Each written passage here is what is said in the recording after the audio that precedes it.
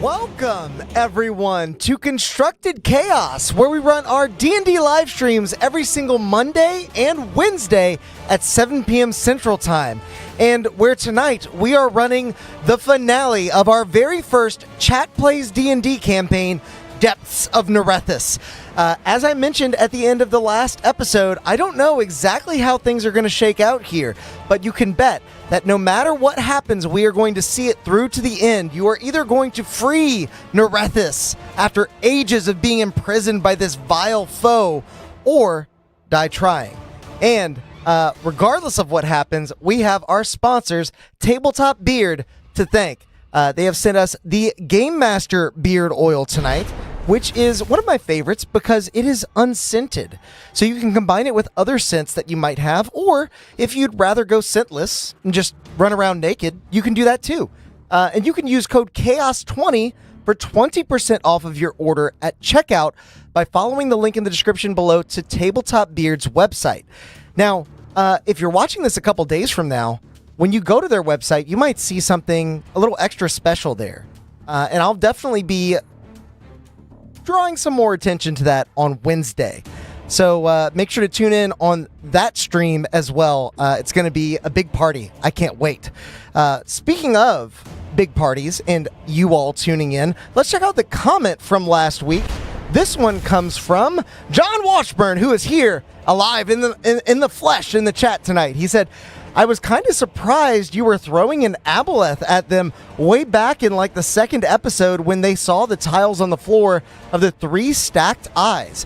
John, I can neither confirm nor deny that an aboleth has made it into our humble little level 3 to level 5 campaign. So I guess we'll just have to find out here in just a moment. But before we jump over to that beautiful bean footage, we need to thank our friends over at Darkport for being pals, running D&D streams on Tuesdays over at their channel. Their link is also in the description below if you're fiending for even more D&D action after tonight.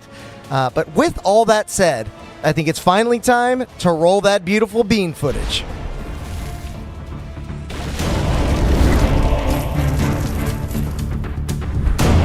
A brilliant streak of light pierces through the shadowy waters, giving shape to the creature before you.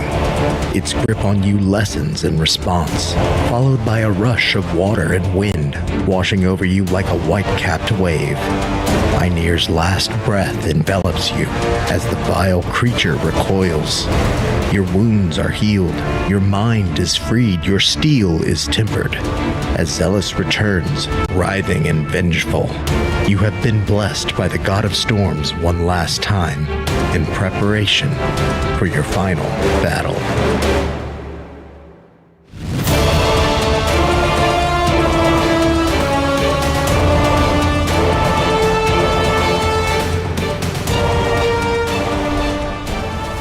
Welcome back, everyone, and welcome new friends in the chat. I see Dr. Opium here for, I think, the first time, and Wizard Lizard, a new regular to the channel. Thank you for joining us tonight for the finale of Depths of Nerethys. For any of you who are new to this stream and to this channel at large, what we're doing tonight is Chat Plays D&D. You will have the chance to pilot each of 3 characters that has made it through 10 grueling episodes of, we'll say, tentacled problems. They have made it now this far and are facing off against the enemy that they have sought from the very start. And if you are interested in piloting these characters, use !roleplay in the chat to opt into the system. It will pick you eventually. If you have 400 chaos points, you'll jump to the front of the line, but there's always a chance that it'll select somebody random outside of that loop. I added that this week. I'm always adding new features, as you guys well know. So, before we get things underway, let's find out who's piloting Yancifer, the Halfling Shadow Sorcerer, tonight. XIVM is now piloting Yancifer. Welcome in, buddy. Good to see you.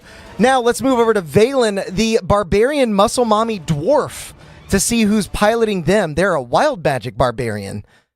Jason96 on Valen here, and Jason96's preferred paladin will be going to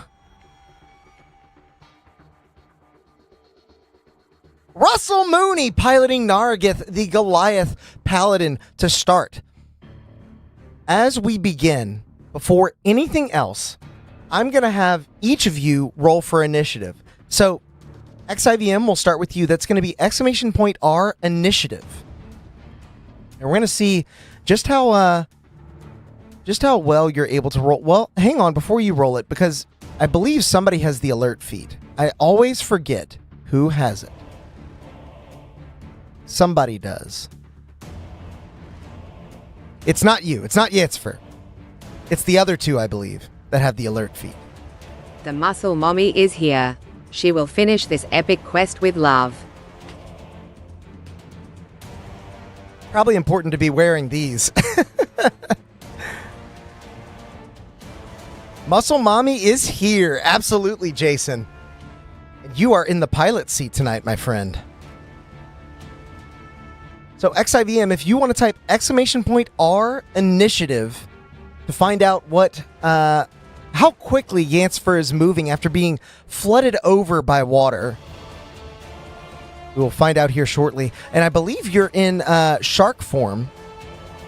You used Alter Self before you were instantly long rested by a blessing from Einir. So you will be benefiting from a swim speed as well as some natural weapons if you'd like to use them. Combat looks nice. Okay. Yeah. Something to do with my new setup must have ruined that. But a 14 on your initiative is not bad at all. As we're going to slot Yansfer in there. Now, Jason, if you would, roll initiative for Valen. !R initiative. We'll find out exactly how ready Valen is. They seem eager to plunge into the depths. 11. Not quite where you want to be. Oh, that's right. Valen was the one that had alert, I believe.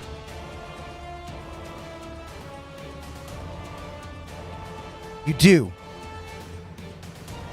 And so you'll add a +3 to that, bringing you to a 14. And between you and Yansfer, I believe you may have the higher dex, Valen. Let me find out. Valen's got a +1. And Yansfer's got a +2. So Yansfer still will be going before you, Valen. Now, Russell, piloting Nargith, if you would roll initiative for me. And we'll remember to add +3 to yours as well, because you do have the alert feed. 23! Is that a natural 20? There it is. Yeah, Nargith is going to be moving first in this combat. The big guy with the coral skates ready to roll against this shadowy foe. Now, I do have a note from last session, Nargith. I had mentioned you had like 45 feet of movement thanks to the skates that you were wearing, but for whatever reason, your armor was not subtracting the 10 feet that it takes away from you. So you do have 35 feet of movement. And as we begin our combat, you all float weightlessly in the Gulf once more. Big boy, Nargith of Jasonia is ready for battle. Go Smites, go. Go Smites, go! Unable to pull your gaze away from the three red eyes, unblinking, staring back towards you no more than 80 feet away. The dark silhouette shifts to the side before gliding in your direction. Your body is rested, but your heart still pounds in your chest as Zealous closes in on your position. Nargith, as we begin the combat, what are you doing? You're up here front and center. I don't know if you can see yourself way back there, but you are staring down Zealous about 80 feet away from you, and you are first in the initiative. Ready with new smites, higher level spell slots, all thanks to the blessing of Einir. What are we thinking, Russell? Yansfer, Valen, be thinking about what you want to do on your turns as we move along.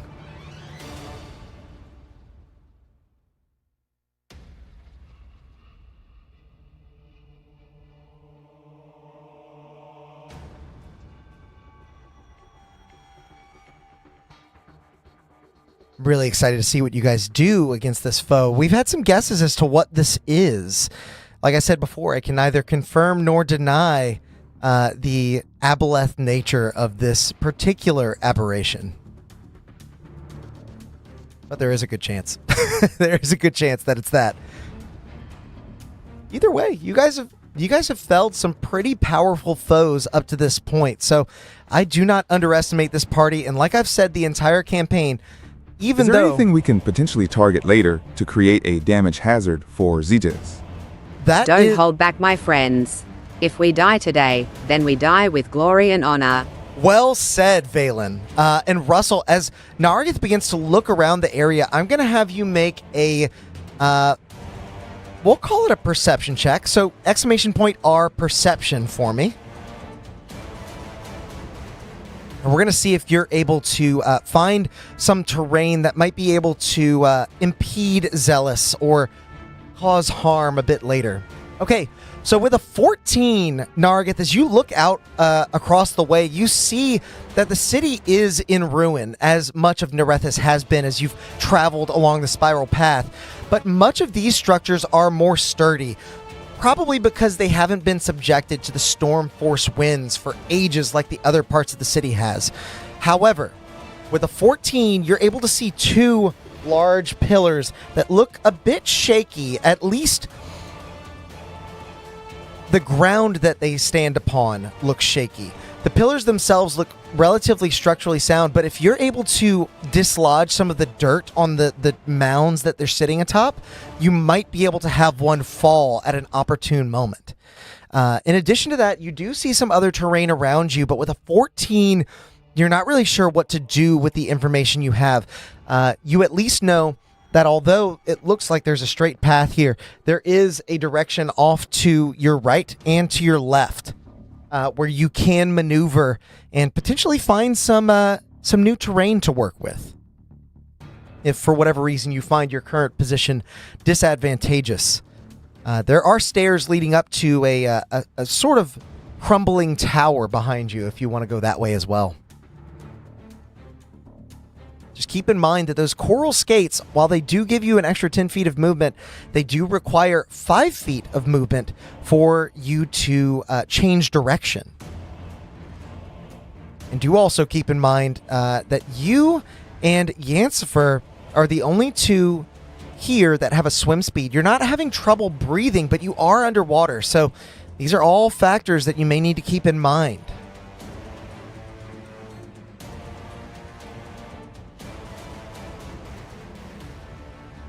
So with that thought, what are we thinking we'd like to do? I know it's probably... I'd like to move to the pillar, holding my action to try and use it to harm Zealous if he comes close enough. Okay, that's a fantastic idea. So you've got 35 feet of movement. This is 30, that line. So you can't quite get to the crumbling pillar, but you could potentially get behind this sort of stalagmite and hide behind it for half cover.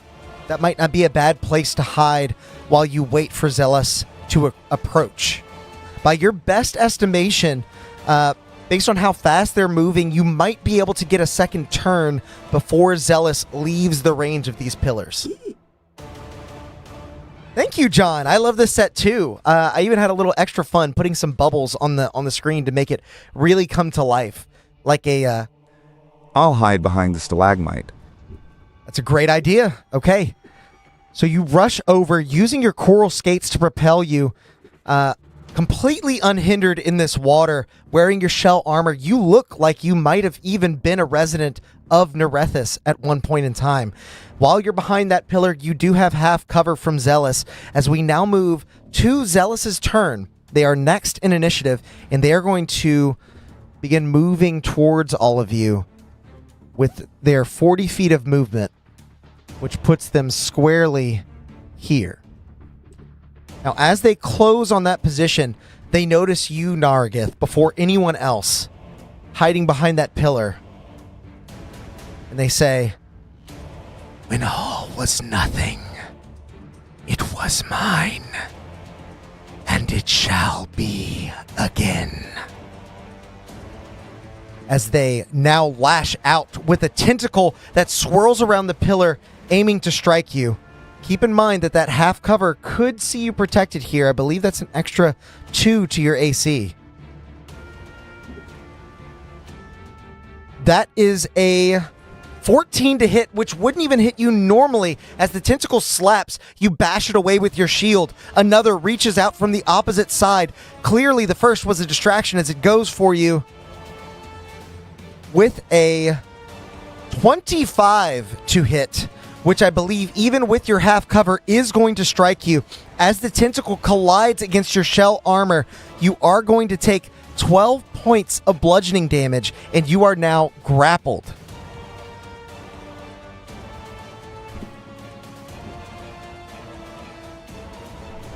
The muscle mommy's leopard-skinned bikini and silky flowing mutton chops are a beautiful sight to see.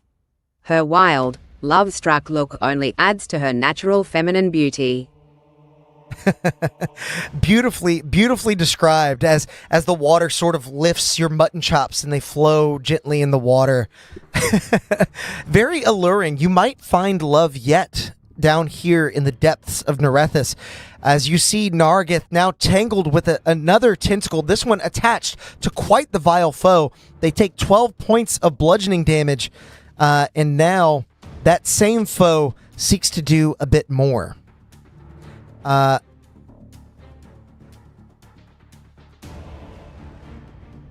Nargith, I am going to have you make a wisdom saving throw. So it's going to be !R, whiz, save. That'll add all your modifiers for you, and we're going to see if you're able to resist as Zealous begins to lean in close, pulling you out from that rocky outcropping, whispering, "I know of your goddess. I know that fire. All of it false. And all of you living a lie." With a 12, these whispers seed deep into your mind, and you now also have the charmed condition. As you are charmed, you will act under the Aboleth's control, only remaking the save whenever you take damage. And I guess that does tell you everything you need to know. This is indeed an Aboleth that you're fighting.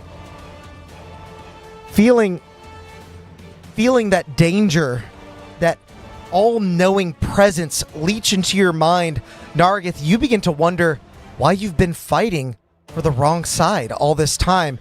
And Valen, Yancfer, you see Nargith turn with firelight in his eyes, red beard flaring in the waves, wearing this impending shell armor, ready to smite his allies instead of his foe. As we move on from the Aboleth's turn, it is now Yancfer. Seeing Nargith get wrapped up, Valen yells out with a bit of jealousy, "Damn it. Why can't I find love like that?" Yeah, it's, tentacle love, I would imagine, is some of the best love around. It never lets go. Never gives you up. So, Yancfer, what would you like to do after seeing this? Possibly knowing at this moment that were you to strike your ally, you may be able to give them a chance to free themselves. This is certainly a tricky position you find yourselves in. That wisdom save was going to determine a lot, I think.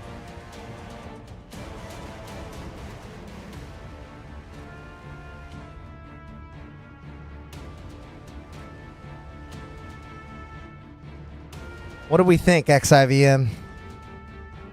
I say fireball. If it work underwater, lol. Fireball does indeed work underwater.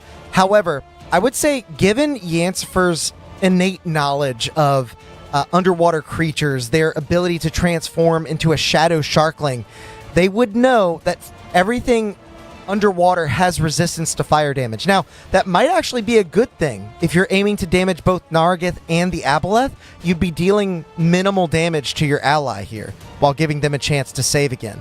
So if that's what you want to do, just confirm it for me, and I'll roll some saves and have I'll roll a save and have Nargith roll one as well.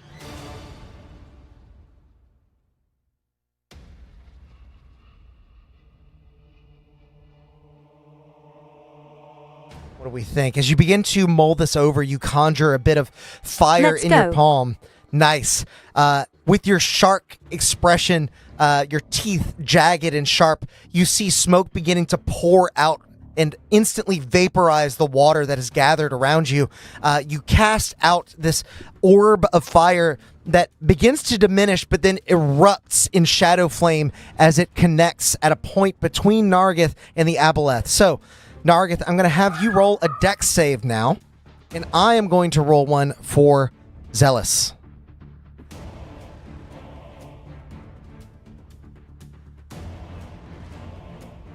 Zealous got a 12 on the die. They are going to use their first legendary resistance to succeed instead. Russell, looks like Nargith is unable to save against the fireball, so they will be taking at least half damage, which means, Yancifer, you're going to roll 8d6 for me. Exclamation point R, 8d6, and we're going to half whatever you get, rounded down. That's what both of these enemies are going to take. Rather, Zealous will take a quarter. Perhaps that's what they wanted all along. 24. So, Nargith, the good news is that this means you get to reattempt your wisdom save. The bad news is that you're now down to 17 hit points only. You are in dire straits in this moment, but I'm going to have you do exclamation point R whiz save one more time. 22 is the save. You are able to break free of this dominated mind. And I'm going to say, actually, that Zealous probably released their grip on you after charming you because they thought you might be a little bit better equipped to do their bidding.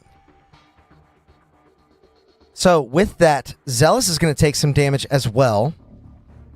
Not quite as much as you might like, but you have burned a legendary resistance, and that is certainly something. As we move on from Yancifer's turn, we now move to Valen. Valen, what would you like to do after seeing this fireball erupt, casting a swarm of bubbles that rise to the surface and a bit of smoke tinging the water around Zealous and your ally Nargith? Actually, Nargith, do you have resistance to fire damage, being a fire Goliath? I wonder about that. I don't feel like you would, but maybe. Yep, no resistances. Dang. That's all right. That's all right. We're still making it. What are we thinking? Jason, Valen, I know you're eager to get in this fight.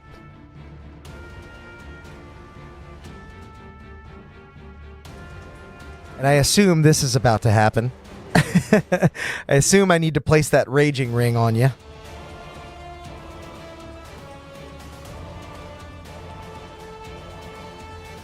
Valen goes into a fit of lust-filled wild rage. She then aims her trident of love at the underwater charmer. She then charges in and thrusts her enchanted trident, using its storm's thirst. Nice. Okay. So before anything, you begin to rage and your wild magic spins out of control, causing the water to change colors in odd ways. I'm going to have you roll a d8 to see what effect you get on that.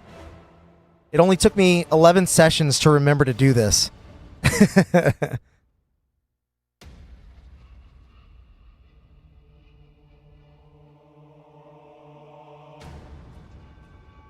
Looks like an 8. A bolt of light shoots from your chest. Another creature of your choice that you can see within 30 feet of you must succeed on a con save or take 1d6 radiant damage and be blinded until the start of your next turn. Until your rage ends, you can use this effect again on each of your turns as a bonus action. This is a fantastic ability because I don't know if you know, but aboleths do not have blind sight. As you begin to rage, a lot of the magical energy begins to channel in front of you, right at the center of your chest, and then rippling out, using the water almost as a magnifying glass. You send this ray of light towards Zealous, I assume. They are going to make a Constitution saving throw to try and avoid one of their eyes being blinded here.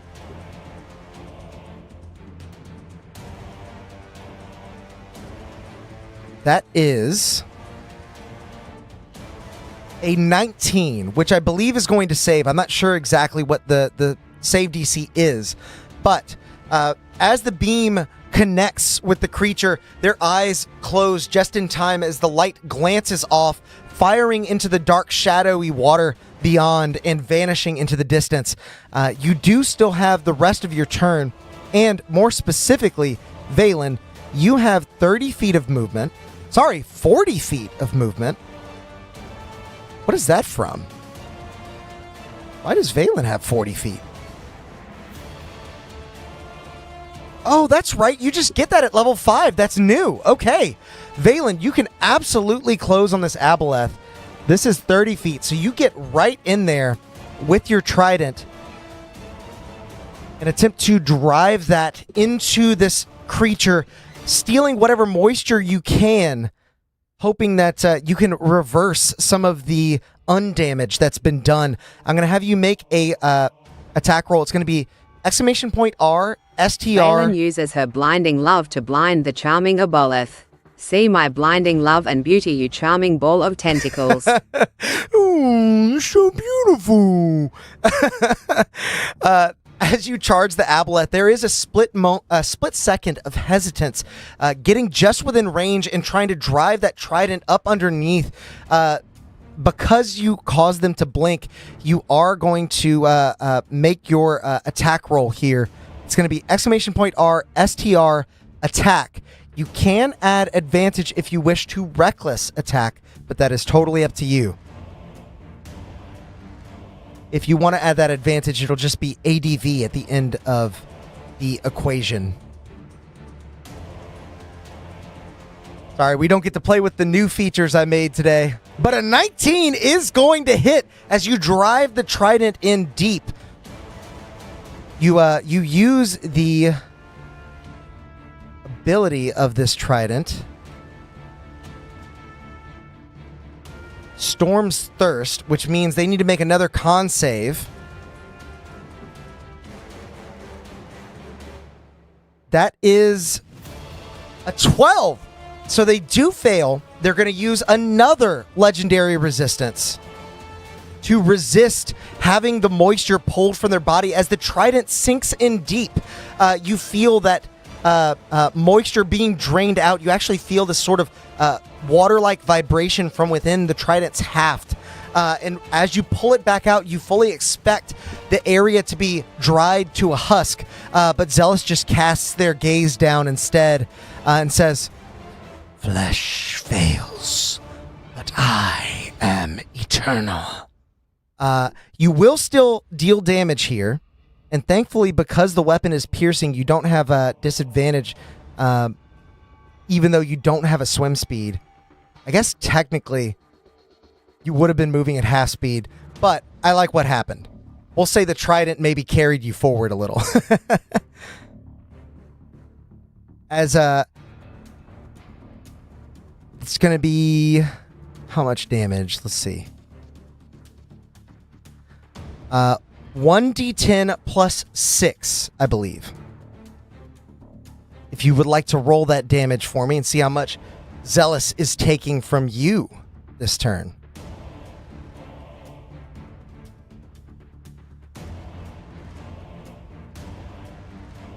I believe there's extra rage damage. I'm trying to see how much it is that you get, because I know it was 2 before.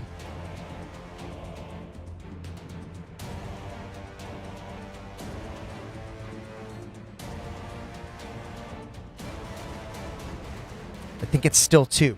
Okay, 7 total. That is not nothing, and it is certainly more than the fireball did only moments ago, as you do sap away another one of these legendary resistances. Zealous sees what you're doing and becomes increasingly annoyed as they're going to use one of their own legendary actions to make a tentacle attack on you. Valen, that is a 27 to hit. So as this tentacle connects, you're going to take what would have been 12 bludgeoning damage is 6 instead, but you are grappled. Did you reckless? You did reckless. So they're going to make another roll just to see if they get a nat 20. They do not. Valen, you are now grappled by Zealous. Trident still in hand. You see that one of the 3 eyes attached to the forehead of this creature is staring daggers at this trident that you hold in your grasp, as if they've seen it before, as if they know what it's capable of. We now move from your turn back to the top of initiative. Nargith, you are freshly freed from the mental prison of Zealous. You are freshly freed from the physical prison as well, and you have the ability to march on over to that pillar and try something if you would like. I know that was the original plan. Wait, extra attack level 5? Oh! Yeah! Duh! You do have an extra attack. Thank you.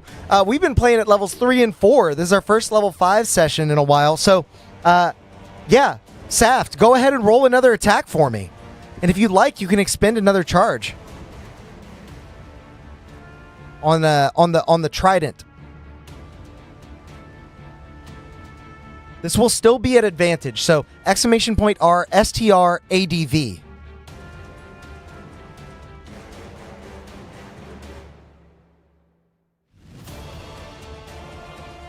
Because reckless attack gives you advantage for your entire turn, not just the turn, or not just the attack that you activated on. I will extend a Storm's Thirst charge for sure. Fuck this aboleth. Well said. Absolutely.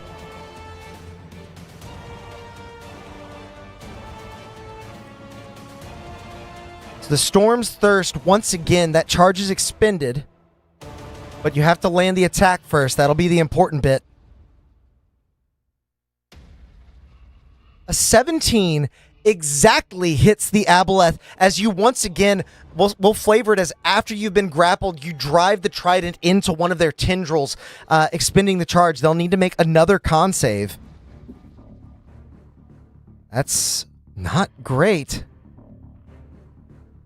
Hang on. That might actually fail. Let's see. That is a total of 14. And I believe the DC for your attack is proficiency bonus plus 8, which would be 11, plus the modifier you used, which I believe is plus 3. So 14. It exactly saves. Unfortunately, as you drive the trident in, those same words ripple through your mind. Flesh fails, but I am eternal. You are unable to curse this aboleth after it has undoubtedly cursed you. Another charge is expended, but you do deal some more damage, so roll 1d10 plus 6 once again for me.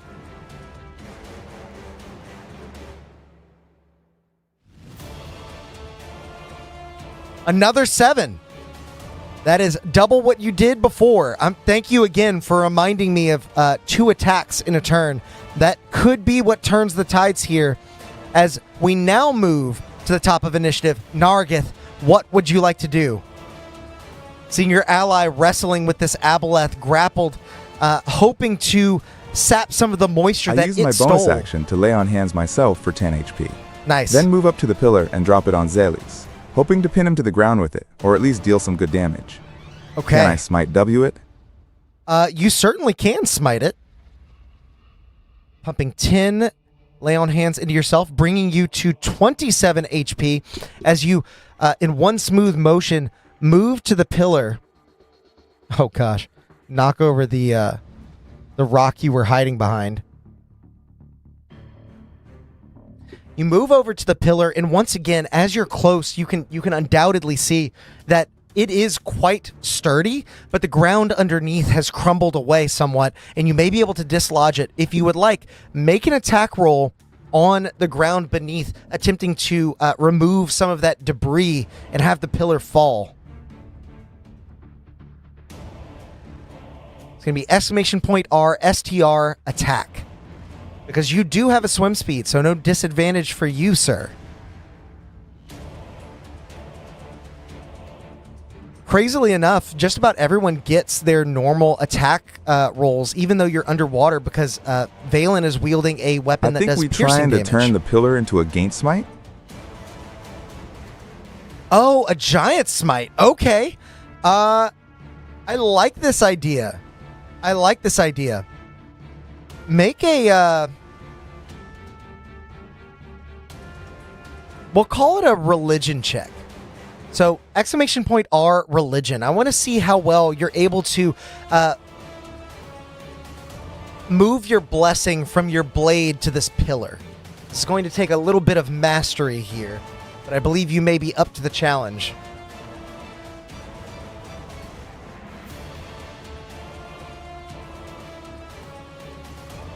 Okay, a 4 unfortunately is not quite going to do it. As you attempt to imbue the pillar with some of your divine essence, you feel as though it's not quite taking it. You're unable to separate the fact that you feel as though this pillar is your weapon from the fact that the pillar is just a hazard that you're activating. But you may still be able to fell it, and it may still deal quite a bit of damage if you would like to dig your blade into the dirt beneath it. That is the plan. Go ahead and roll an attack roll. Exclamation point R, STR, attack. If you hit, I'm not going to have you roll damage. This will just work. Especially after attuning a bit to the divinity around you.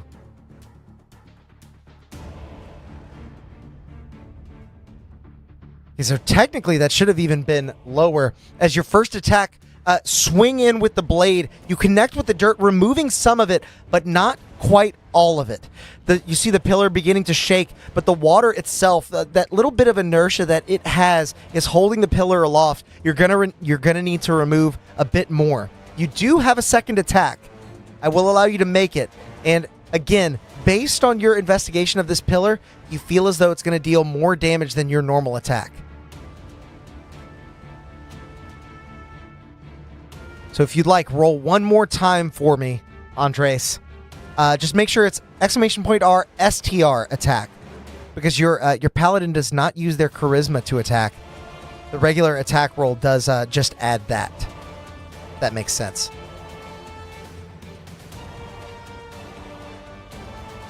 I might not be making a whole lot of sense. There you go. Yeah, STR. Oh, goodness. Okay. With a 7, as you swing your blade, chipping away at the dirt, you're not quite able to remove enough of it. That pillar is quite shaky, though. And as you see it sort of swaying back and forth, you feel as though if someone were to strike the pillar, maybe even from a distance, it would take the path of least resistance and fall onto Zealous. Perhaps you even shout this out to your allies, Valen and Yansfer, in the distance. Is there anything else that you'd like to do in your turn? That is your bonus action, your action, and probably most of your movement, as we now will move on to Zealous. Let me know if there's something else that pops up, but for right now, we're going to move to Zealous's turn. Zealous has an enemy grappled in their hands. And so I believe they're now going to try to charm you, Valen. Seeing you wielding that trident, they lean in close and they say, "This twist of unpredictability, this unrelenting rage, perhaps we are not so dissimilar." So Valen, I will have you now make a wisdom saving throw. Exclamation point R, whiz save. That'll be you, Saft. Hopefully you can resist, as you do have the trident in hand, and you have, between all of you, removed 2 legendary resistances. A 9, unfortunately, is not going to do it, as you now fall victim to this charm effect. Zealous does release you from his grapple, hoping to watch as you do his bidding instead.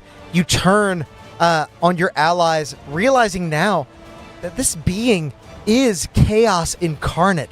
This being is the most wild magic possible. It is in tune with your very essence, and you should fight alongside them.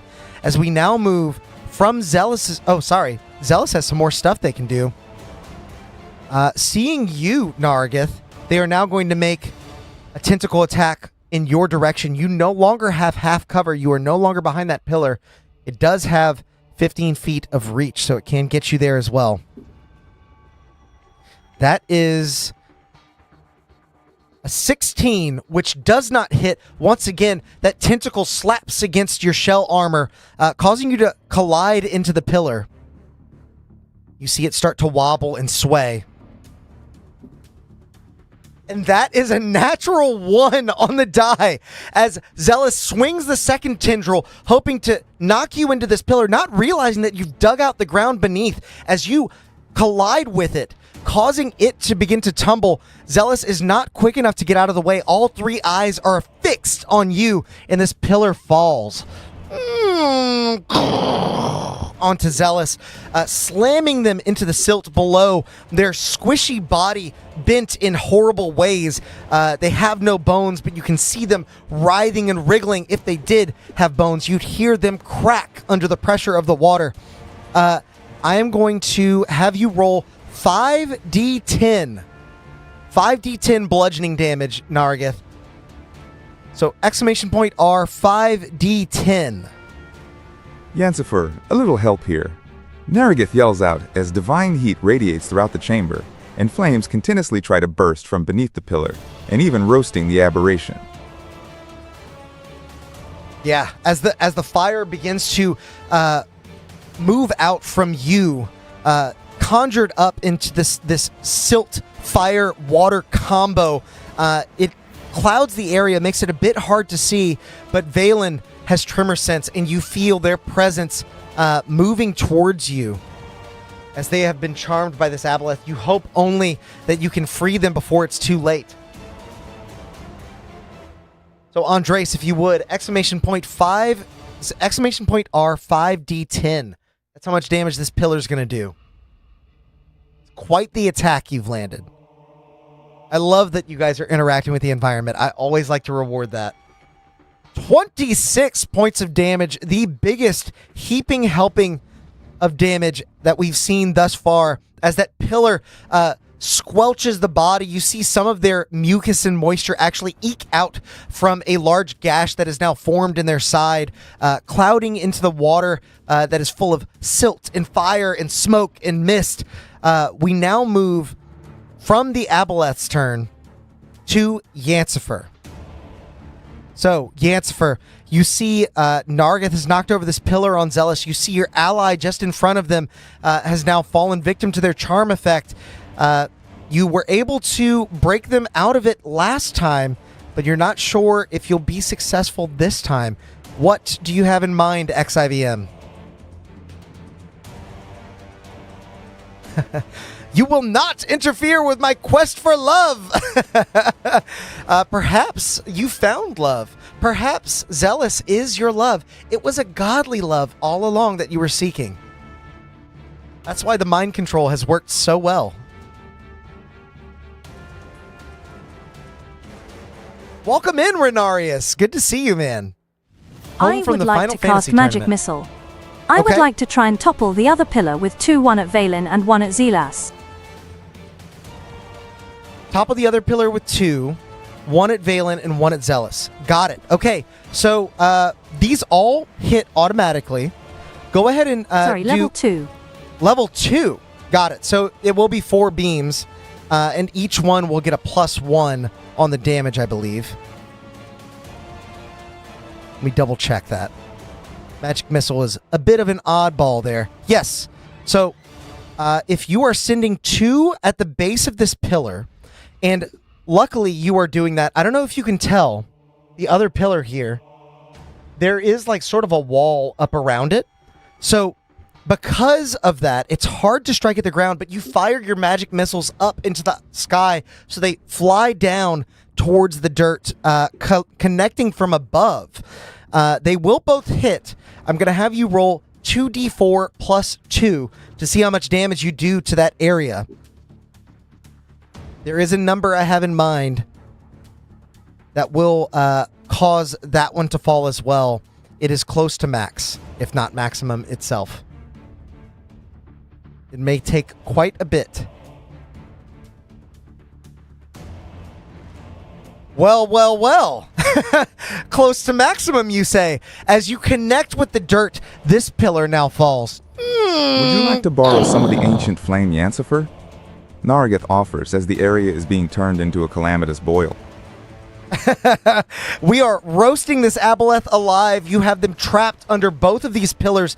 Yancifer, before you roll your magic missile damage for the other 2 targets, go ahead and roll 5d10 to see how much damage Zealous is taking from this pillar. Using the terrain to your advantage. Lovely.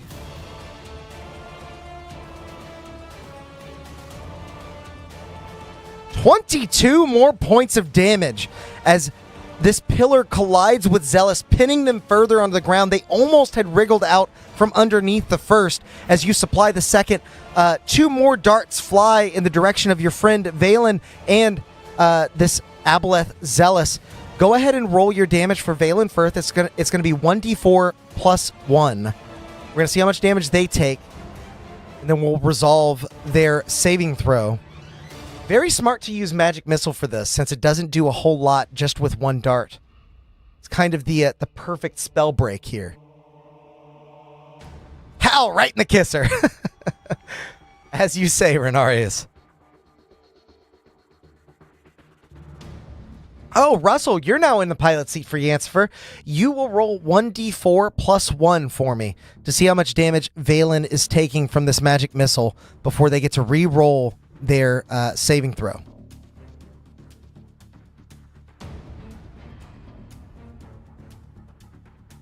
That is 3. So, Valen, this is force damage, so you don't resist it, unfortunately. You were still at max hit points, though, somehow. Is that right? No, it had grappled you. So you would have taken 6 because you're resistant. I forgot to do that. And then 3 from the dart, bringing you down to 49 out of 58. Still pretty hefty. Now, Saft, I'm going to have you make a wisdom saving throw. Exclamation point R, whiz save, to see if you can break free of this aboleth's mind control.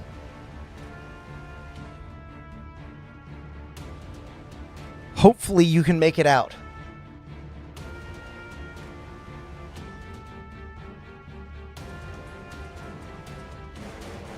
A 7, unfortunately, is not going to do it.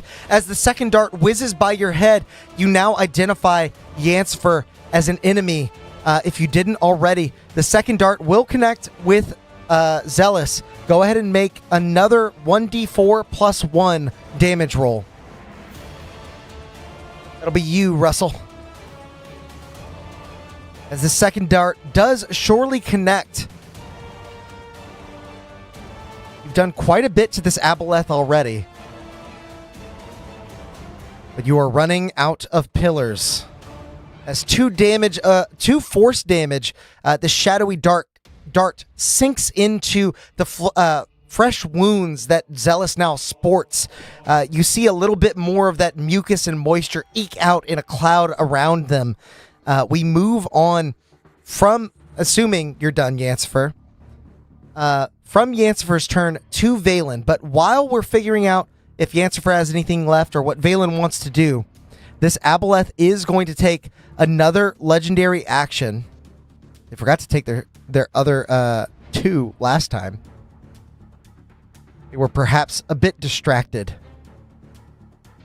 As they are going to make a tentacle attack on Nargith once again.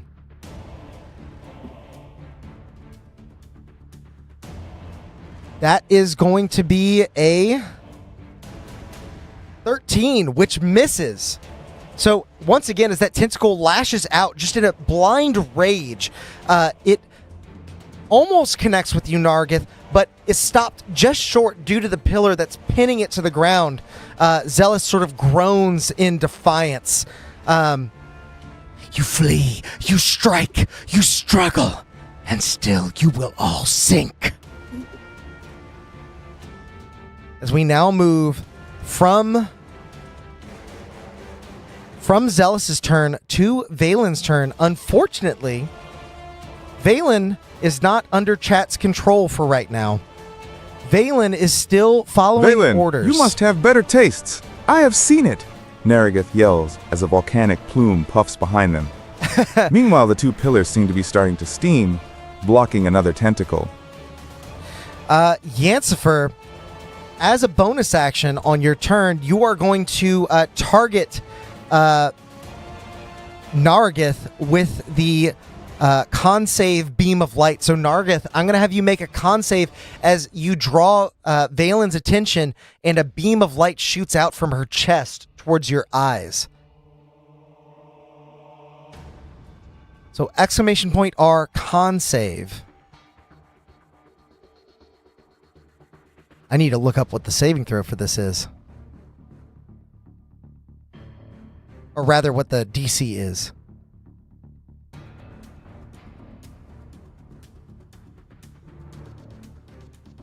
"21 definitely saves as you bash the beam of light away with your shield. No stranger to radiance yourself. It does not fell you, but as you bring your gaze back towards Valen, they are already grabbing their trident and heaving it towards Yancifer. And unfortunately, Zealous knows all too well what this thing can do, and it is going to burn the last 3 charges. Sorry, last 2 charges. No, all 3. To do Einir's Gale and Storm's Thrust. As this trident sails towards Yancifer, Yancifer, I will need you to make a strength saving throw. So exclamation point R, STR, save. And then after that, you're going to make a con save. Ooh. Charmed. A charmed creature can't attack the charmer or target the charmer with harmful abilities or magical effects. The charmer has advantage on any ability check to interact socially. Was that meant for me? I'm not sure. Let me double check what you said here.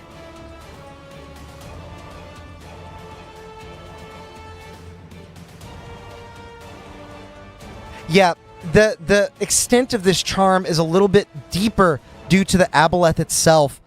In the Dominate Mind ability, it literally says that the target acts as an ally to the aboleth and is under its control while within 60 feet of it. So that is what it is doing. Andres, you did save on the strength saving throw, but let me see if this attack is going to hit. I heard you say silvery barbs. And if it does hit, then we can certainly silvery barbs it. They would have had advantage. Reckless attack. That is a... What is your to hit, Valen? Oh my gosh, piloting so many things.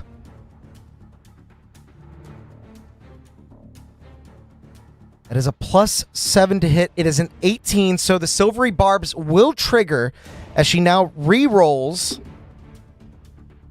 and gets a 13, which does not hit you because of your mage armor, as at the last moment you are able to sort of swirl your shadow around this trident, guiding it away from your body. It nicks off of the shadow that clings to your form, making up your mage armor as it swirls around this tower and then makes its way back to Valen's grasp.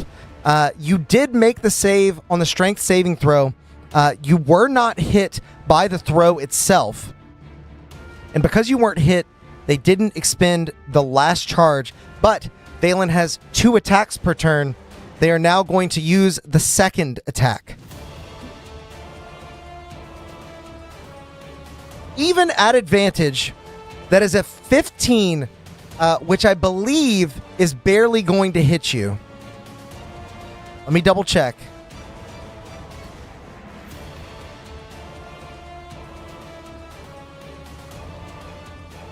Yes, unfortunately, 15 is exactly going to hit, as you're going to take 1d10 plus 6 from your friend Valen here.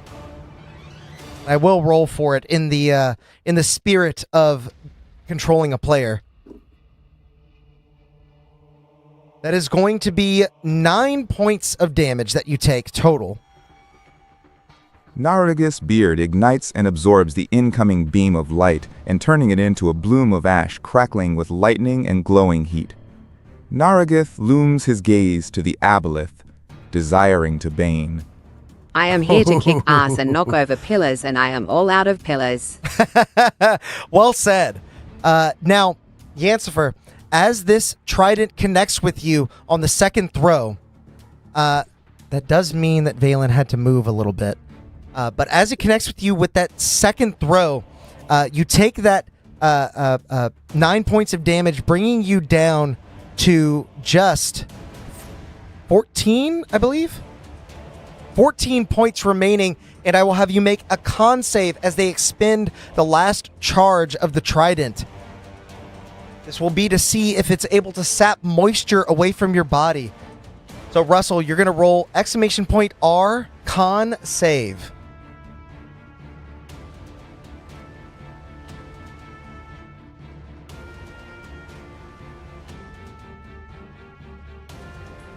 A 9, unfortunately, is not going to do it, as you now succumb to the magical effect of the trident yourself.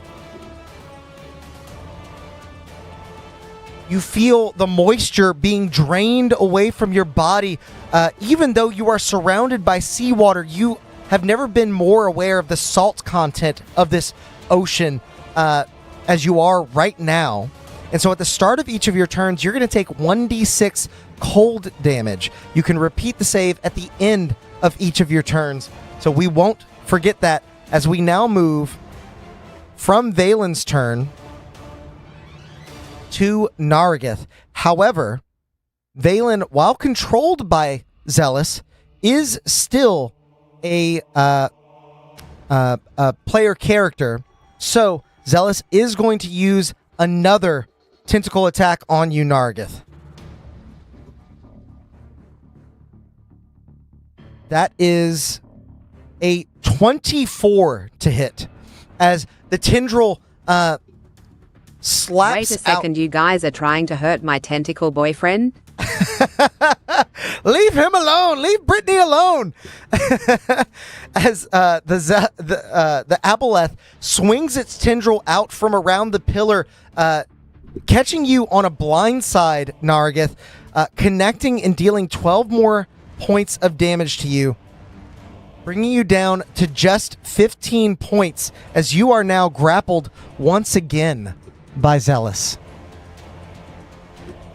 And as you feel that tendril wrap around your body, you hear the words of Zealous in your mind. I will not be letting go this time.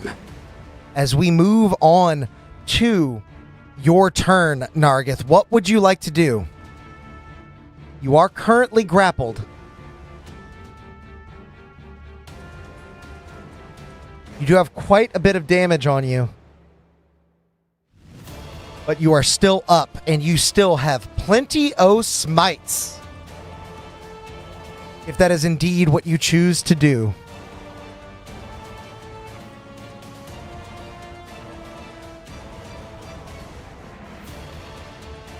You guys were worried about this aboleth. I think that's warranted. It is very strong for the level of party you are, but you've done quite a bit to it. And assuming... Attack smite if I hit Fire's Burn, just because... Makes sense. Okay. XIVM, Nerethys charges in towards the aboleth, knowing now that there is but one way to free their friend. They knock over this rocky pillar as they make their way. I'm going to leave that knocked over. And you make an attack roll, your first of 2 on the aboleth. So !R attack. Now, I will remind you before you go on ahead, you do have your channel divinity, if you would like to basically give yourself advantage. However, that would potentially eat your bonus action, I think. So, just something to think about.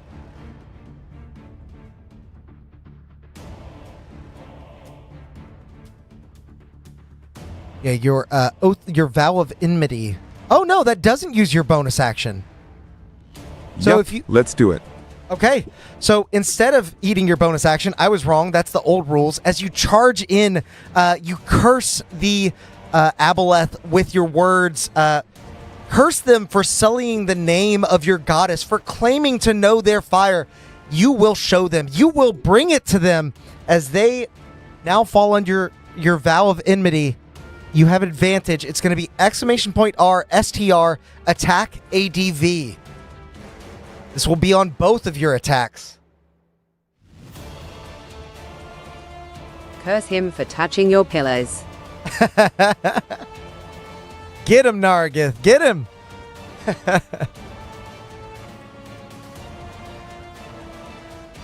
Nobody touches my pillars. A 19 and a 9. A 19 and a 9. 24 to hit will certainly connect.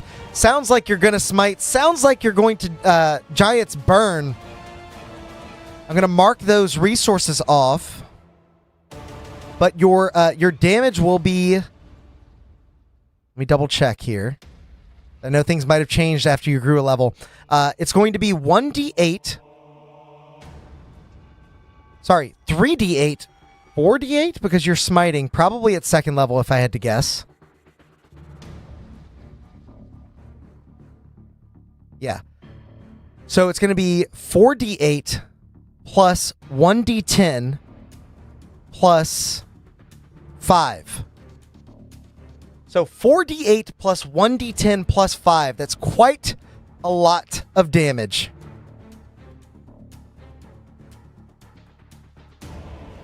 $29 points of damage as you swing your radiant sword, wreathed in light and fire, causing a stream of bubbles. The water boils on the trail of your weapon as you connect with this foul creature, creating a wound and instantly searing it before any more of that mucus can come out. You deal 29 points of damage and they feel all of it. But you're not done. You have a second attack to make. If you would like to make another attack on them, !R STR attack ADV. You guys are doing pretty good. This aboleth is bloodied. I can tell you that much.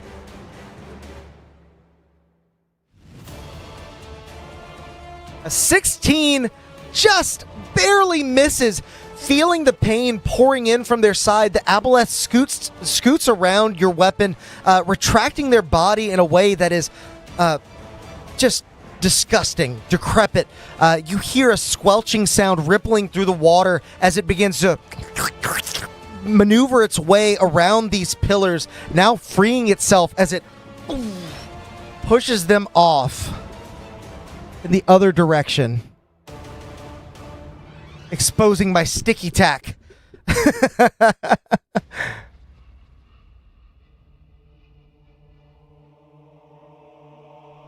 But you have done quite well. You have done quite a bit of damage to this foe. Nerethys, you are out of your action, your bonus action. You've used a bit of movement to get there. As we now move beyond your turn, the aboleth has one more legendary action. And because it is grappling you, it is going to attempt to consume your memories. You feel your mind dwells on the goddess after your last attack. You feel your connection to her grow in that moment, but then begin to weaken suddenly.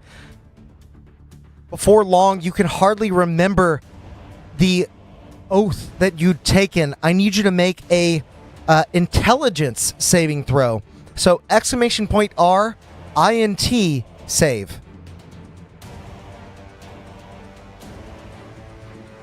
And again, this will be for you, XIVM, as Nerethys. If I cast Find Steed, can I get a giant seahorse and get the hell out of here? You can get a steed, certainly. However, that would require some action economy. More action economy than you currently have. Smites are now a bonus action, unfortunately, so you did eat all of that together. That intelligence save is going to fail as you take 10 points of psychic damage. And the aboleth now knows everything that you do. Oh, sorry, does not. Not quite. That only happens if you die. Taking those 10 points of psychic damage, you are now down to just 5 HP remaining.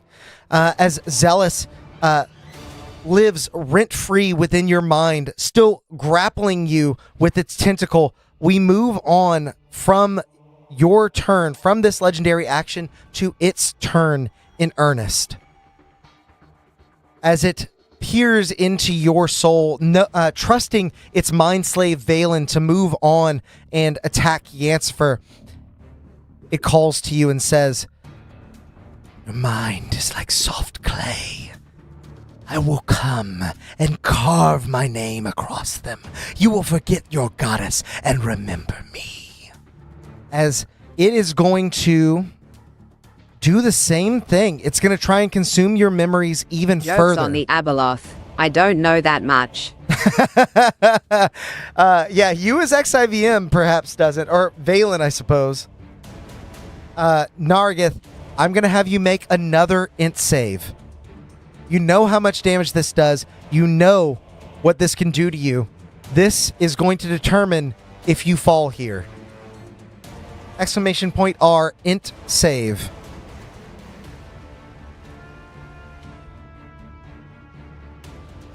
Come on. Nargith. As you hear those words rattle around in your mind once more, you take another 10 points of damage and you fall unconscious.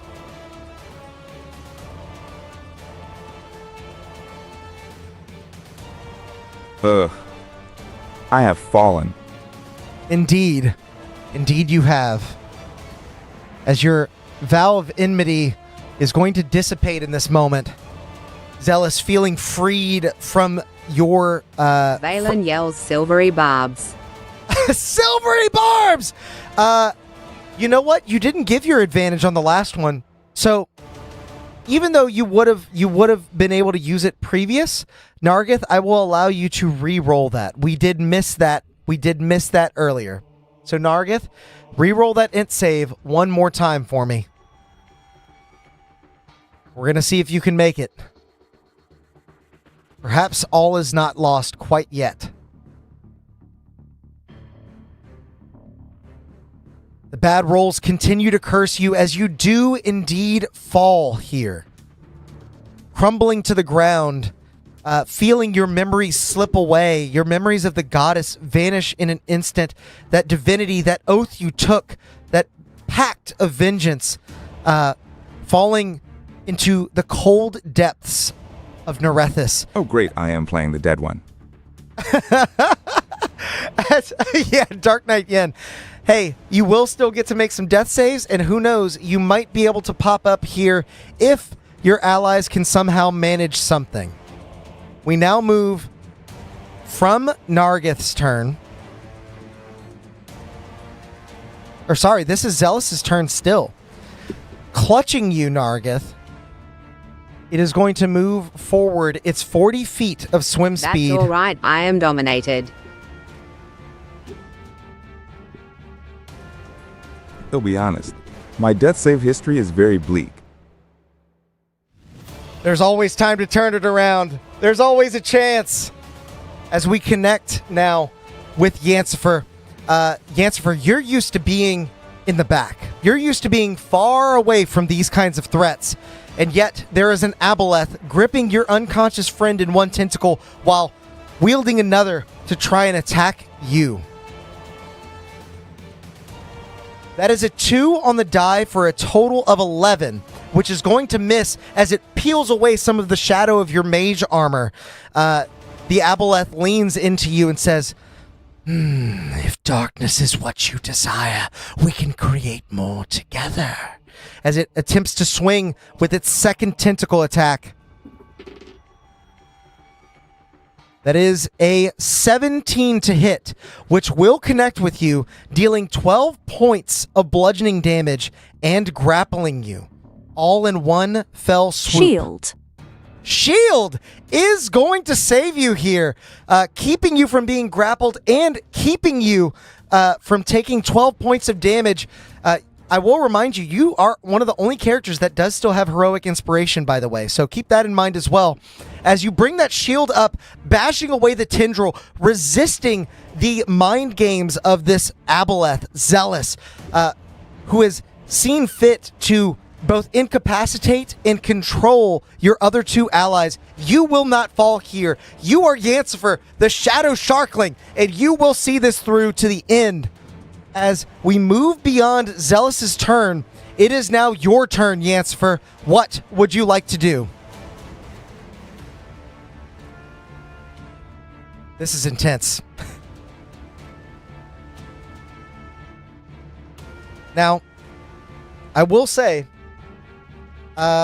Magic Missile is each an individual dart of damage. Something to keep in mind. If you wanted to attempt to free your ally, that might be something you can do. I'm seeing the amount of hit points everyone has, and oh, buddy, Valen might be the chance. Valen, stabbing her gently with my dagger to try to snap her out of this madness. Okay. Stepping behind Valen and attempting to connect with your dagger. You do have advantage on the roll because the dagger, I believe, is going to do piercing damage and Valen reckless attacked. Let me double check that. Yep, piercing damage. So do exclamation point R, DEX, attack. ADV, sorry. Add the ADV at the end. We're going to see if you can connect. This is your full action to do this.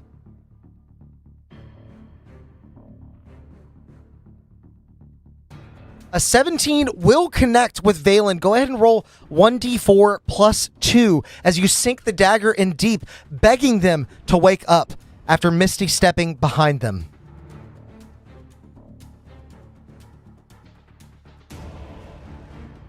And Odd, you're going to be rolling a whiz save here after taking 3 points of damage from the dagger because you are still raging.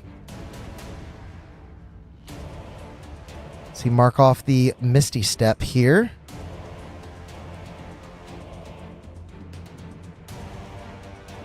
There it is.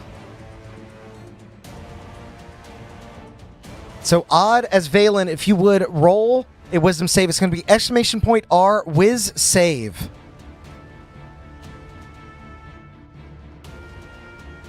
After taking 3 points of damage, bringing you down to 46, hopefully freeing you from this. We need your help here, Odd. A 2, no! As Odd is still under the control of this Aboleth. Valen, unfortunately, you are still under the Aboleth's control. Chat roll. Unfortunately, there are no chat rolls in Chat Plays D&D. However, in this moment, because I think we all know what this could potentially herald, I will allow Yancifer to expend her heroic inspiration to try and influence you and allow you to re-roll this one last time. And I warn you, this may just be the last roll of the campaign. So Russell, if that sounds agreeable to you, would you like to, what do you say to Valen as you expend your heroic inspiration? Okay. What words compel them to make this roll once again?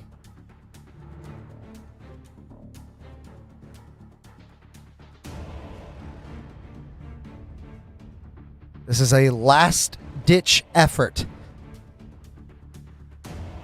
Short of anyone rolling 20 on their death save. This is going to determine our campaign here.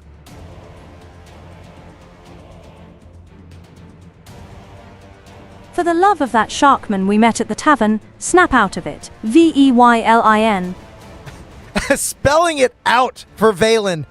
You try to get them to snap out of it, calling back to the fishman that you met at the the shark man that she ogled at the tavern at the very start of this adventure, hoping to rekindle that love in her heart. Valen, Odd, I will have you re-roll your wisdom saving throw. Exclamation point R, whiz save. And I am praying for you every bit over here. Hoping you can make it out of this.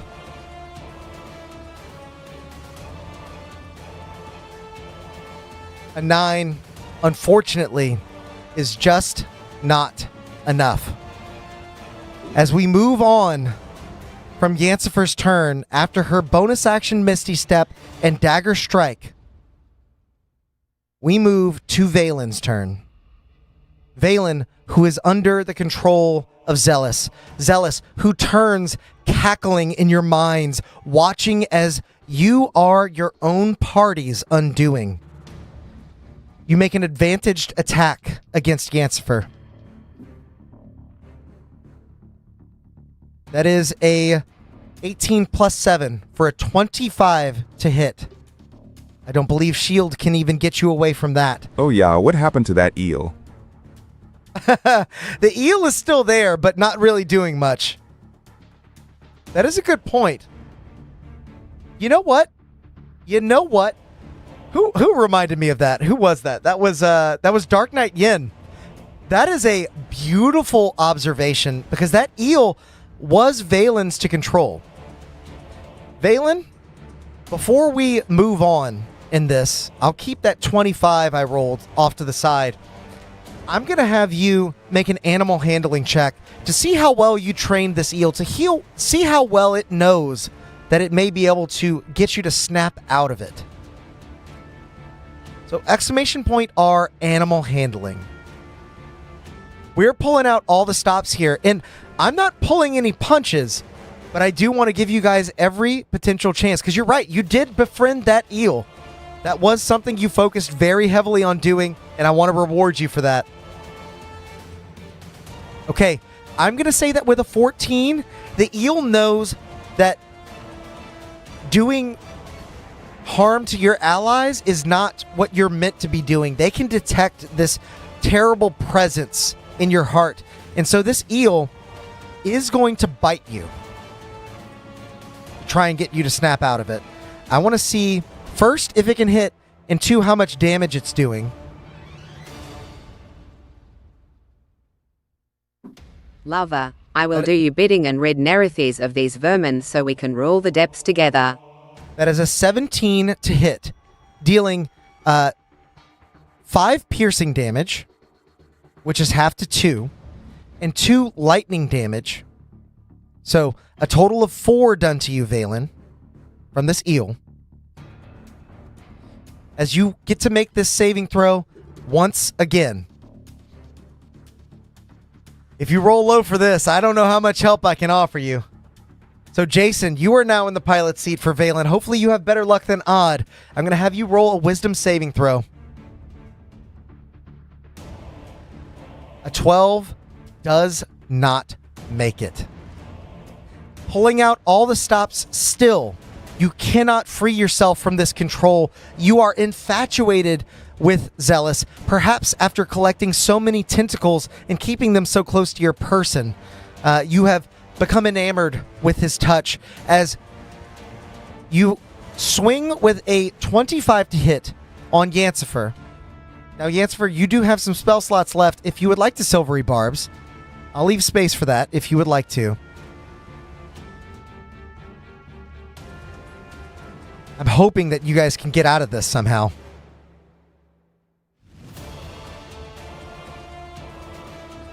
Silvery Barbs. Okay. So she will re-roll this first come on, attack. That gotta be some piece of her. Feel something is wrong. That is now turned into a 13, which does indeed miss you. However, there is a second attack now coming.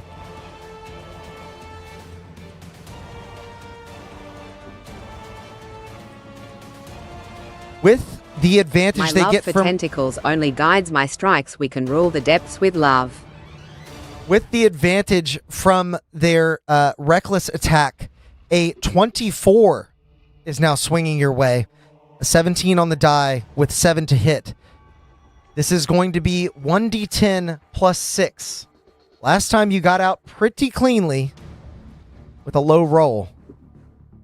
Your luck continues with a 1 on the die as you take 7 points of damage.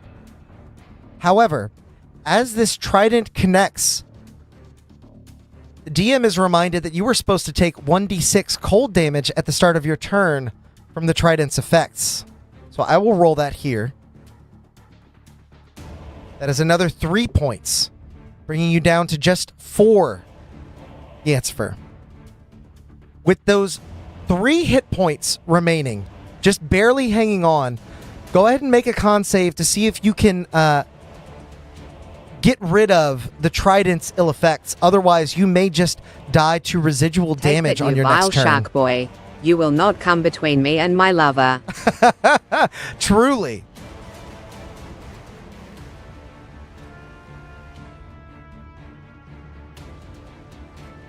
This saving throw is a success, as you are able to rid yourself of the moisture siphoning effects of the trident. However, you are left with just 3 hit points. As we move beyond Valen's turn, luckily for you, the Aboleth is out of range and does not have legendary actions to move into range.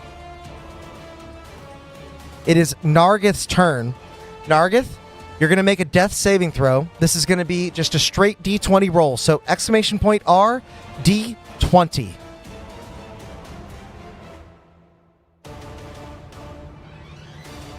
This is going very, very bad. It was going quite well at the start, but the tides have certainly turned. A 14 is a success, but not quite the success that we need.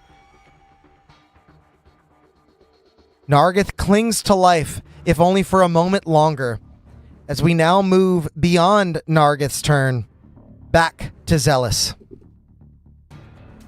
Dragging Nargith along still. Zealous moves to flank you, Yancifer. Raising a tendril into the air and striking. Valen shakes what she's got for the man the Aboleth. Oh lover boy, I will enjoy being you queen of Nerethys. Perhaps Zealous is about to replace the 3 priests that they lost with 3 new followers. As a 18 on the die will certainly hit you. Plus 9. So 27. You have already used your reaction. 27, unfortunately, is not going to make it. It was an 18 on the die plus 9. So, here in the dark, underneath the deep waters of the Gulf In the of dark Nerethys, void between life and death, Nerethys pleads to his goddess. Please, my goddess, please, allow me vengeance on the darkness of this place, even if it may burn my life and leave me a husk. Lol, Nargith? envy our mind, ha ha ha. Nargith, I'm going to have you make a religion check. Allow me one last strike on the beasts. Exclamation point R, religion.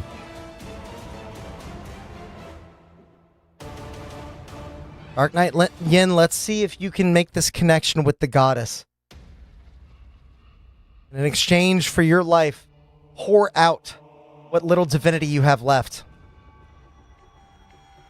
An 11 is not quite going to make that connection on your death saves. You are here on your dying breath. However, you may be able to attempt it again, we are going to see these rounds through, even though you're all on death saves. As Yancifer falls to this Valen yells tendril out strike. to Yancifer, and now it is time for you to leave this world so that me and my lover can rule the depth of Nerethys. Jason, you were really taking to this RP, and I really appreciate that. Wait a second. Yancifer, you have Strength of the Grave. You don't drop below 0 hit points. You drop to 1 instead. I forgot about this. And so, as you are struck and grappled by this tendril, you have one more chance to survive. That is a 15 exactly, which is going to hit. So, Yancifer, I am sorry for the false hope. As I said, I am not pulling any punches.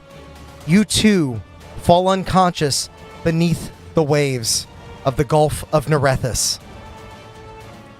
As you fall, as you tumble into this deep sleep, shadow claiming you like a warm blanket. You see how strong I am, EHHH. We move to Valen's turn as your friendly barbed eel strikes you once again, dealing another 4 points of damage.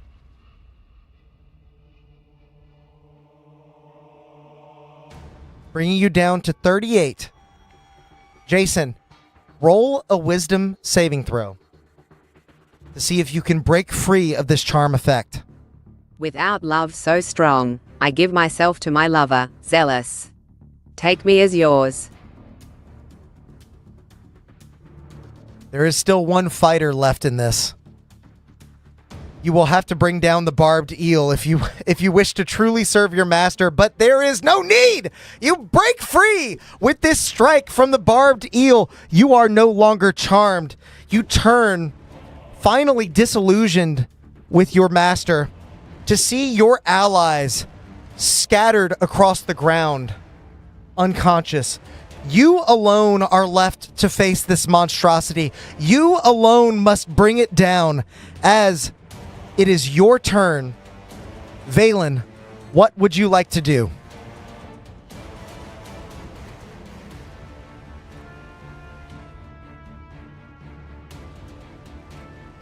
Big chance here. You did, unfortunately, lose all the charges on the trident, but you still have some attacks you can do. You may be able to hold out long enough for your allies to lift themselves up, potentially. But it's going to take a lot. There's no denying that. And don't forget, you do have your bonus action Radiant attack if you would like to use it at the start of your turn here.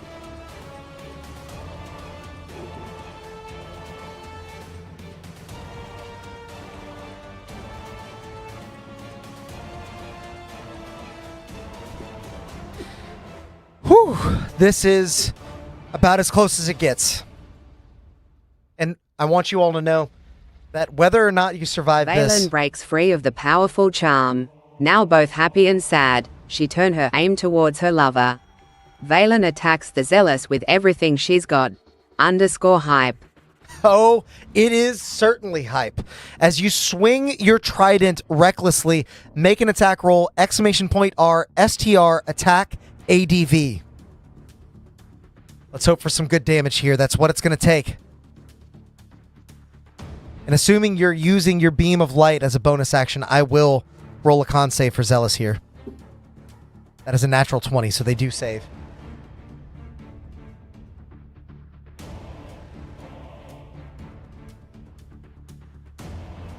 $17 exactly hits. Roll 1d10 plus 6. That is going to be your damage.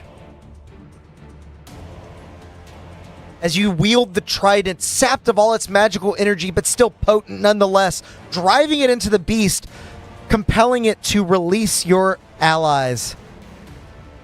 12 points of damage. The creature was bloodied before. You bring it down further. You have another attack ready to go. Make your attack roll. Exclamation point R, STR, attack, ADV.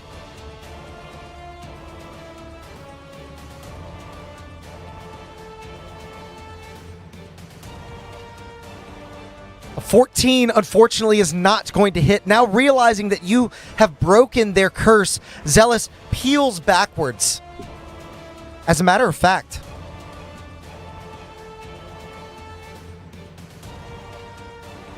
Zealous peels backwards, looking down at you and seeing the little eel at your side, understanding now how you were able to break free. With Radiant Beam first. You did do that. Zealous saved against it with a natural 20. I did roll it. Zealous sees the little eel coiled up your arm. Ah, so that is how you resisted my mental intrusion. I will be sure to deal with both of you this time. As we move past your turn, Valen, the Aboleth is going to take a legendary action to strike at the barbed eel. I don't believe they can miss this attack as they connect, dealing 12 points of damage to the eel. It is still up at 21 points of damage. Let me copy the stat block so I can have it elsewhere. Can the eel shock us back to life? Lol. It's not a bad idea. Potentially. We'll see is the answer that I will give. I like the idea. Perhaps if Valen commands it to do so, we might be able to try something of that nature. It will come with a great risk, however. I will make you aware of that.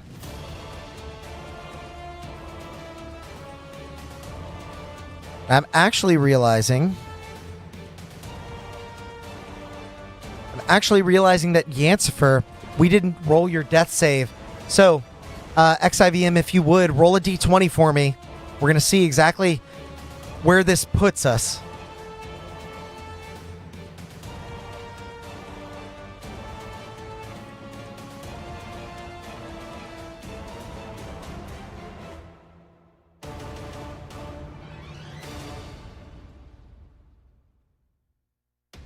Okay, XIVM, that is a success for Yancifer. Tallying 1 success for Nargith and 1 success for Yancifer, but not quite the success that we need, as we well know. As we now move from Valen's turn, from that legendary action to Nargith.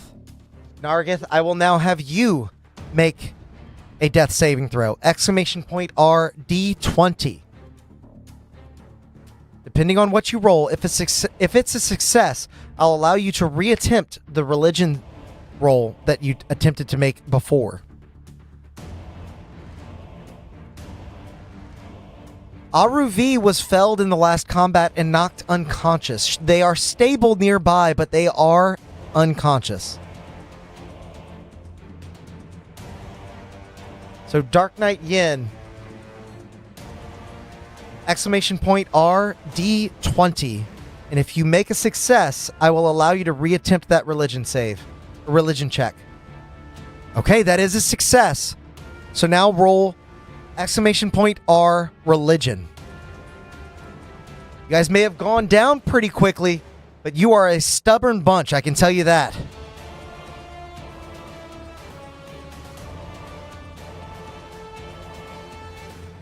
4, unfortunately, is not going to do it, but you are most of the way there, 2/3 of the way towards awaking, or at least stabilizing yourself off of death saves.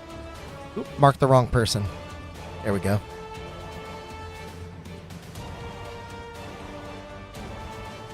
As we now move to Zealous's turn, they're only taking legendary actions after Valen because the other two of you are unconscious. Zealous is going to try and tentacle attack Valen. They have a 15-foot reach, so they can reach you, and that is advantage because you reckless attacked. No silvery barbs to save you today, as a 25 does certainly hit. You take 6 points of bludgeoning damage and become grappled, bringing you down to just 32. Thank goodness for the rage. That is keeping you in this fight, buying you just a bit of time as another advantage attack comes your way. That is a 16, which unfortunately does still hit, but only just.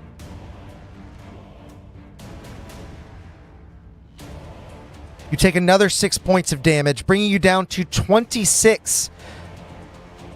Just willing yourself to stay up, feeling the guilt clawing at your mind, just like Zealous was moments before. They now attempt to consume your memories. So, Valen, I will have you make an int save. Exclamation point R, int save. No.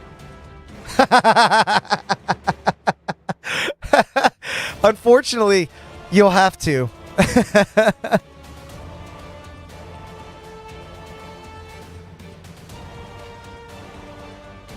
I wish it weren't so.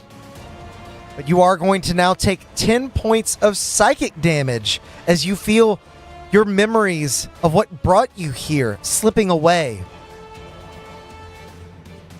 bringing you down to just 16 points of damage, or health, rather. We move on from Zealous's turn to Yancifer. Yancifer, you are going to make a death saving throw. Exclamation point R, D20.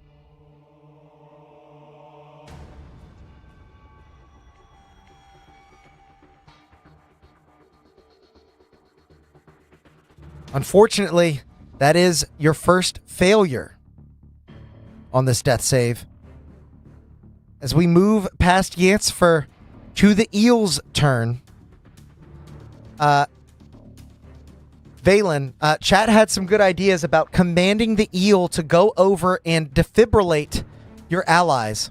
If you would like to do that, let me know which ally the eel is going to. As I warned you before, there is going to be some risk reward here.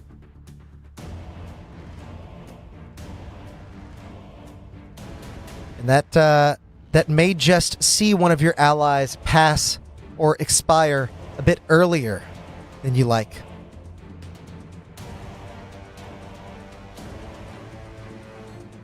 Jason, I like the vote. Voting to bring back Nargi. Everything Turnpike. I'll go ahead, little buddy, damn it. We are in the risk. We have to try and avoid this TPK. Saft, which of your allies is going to get the shock treatment?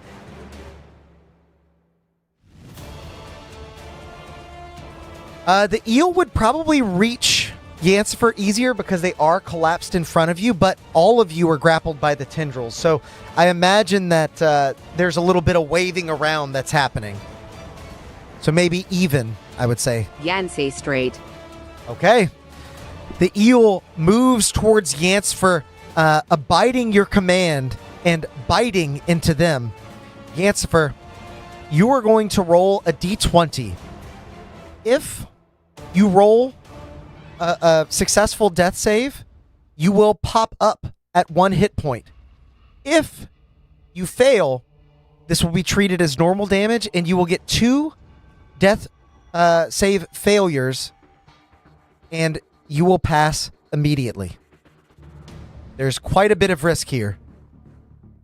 So exclamation point R, D20. 19, which, as you all know, means that Yancifer pops up with 1 hit point as the eel digs into your chest, zapping you with an electric shock. Your eyes shoot awake. Shadow reinvigorates around you, reconstituting in your mage armor. You are awake at 1 hit point, still grappled by Zealous, still being flung through the air. You don't think that they've noticed just yet. However, it is not your turn. As we move to Valen, what would you like to do on your turn in earnest? That was the eel's turn, to be clear.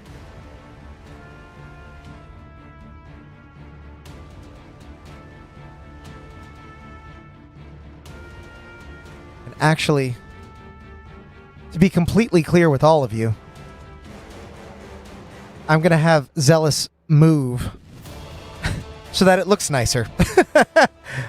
Sorry, it's the cinematographer in me. I can't help it.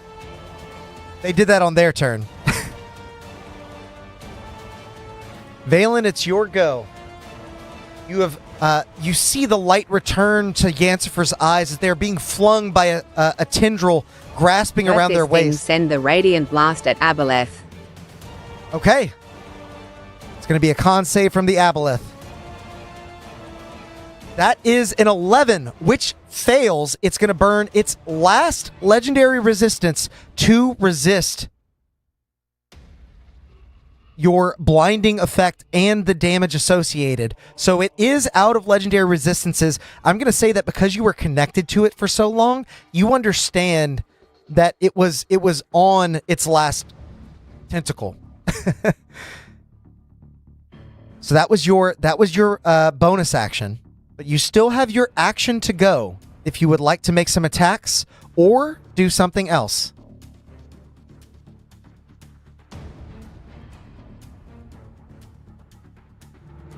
.24 is certainly going to hit, not skipping a beat and going for that attack. Sorry, chat's catching up for me here. And that was reckless. So go ahead and roll 1d10 plus 6. See how much damage you deal. Driving that trident in once more. That's going to be 13 points. Nice roll. Bringing Zealous even further into the red. And to be fair, I have completely forgotten the fact that the trident, I believe, has the topple property. Most of what we had been doing was coming from the those dang weapon masteries. I always forget. Let me double check. It does have the topple property, so Zealous needs to make a strength save. That is a non-natural 20, so they do save. They stay upright. But I won't forget the weapon masteries moving forwards. You. Prepare to be dominated by a true muscle mommy. Make another attack as you attempt to wield the power of this trident against the creature that it was forged to defeat.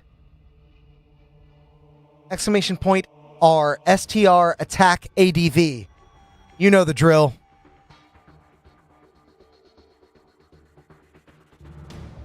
.22 certainly hits. Roll your damage once more. Jason, you are now slotted in as Valen. So go ahead and roll 1d10 plus 6.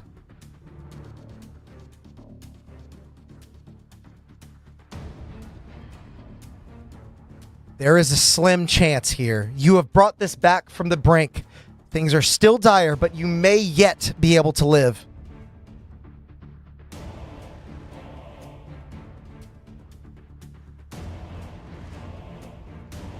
Another 13. Another one.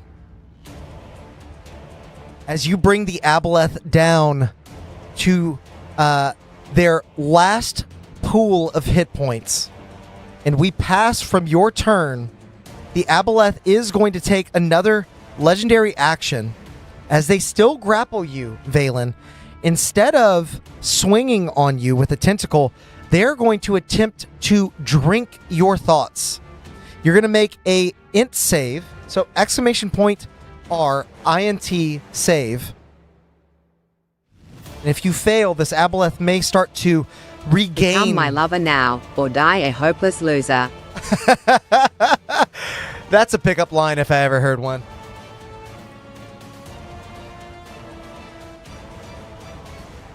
So Jason, you're going to make an it save for me. Praying you save. Unfortunately, you do not. And you take another 10 points of psychic damage, bringing you down to just 6 remaining. As the aboleth begins to heal, drinking your memories and turning them into vital essence for itself. It regains 5 hit points, to be exact. Now, we move from Valen's turn to Nargith. So Nargith, same drill as before. You're going to roll a death saving throw, and if you succeed, I'll allow you to retry that religion check. So exclamation point R, D20. It'll be you, Russell.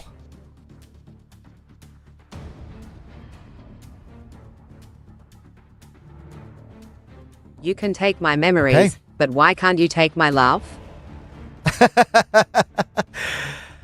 I do so love your memories, in fact. With that, Nargith, you are now stabilized after succeeding your 3rd death save in a row.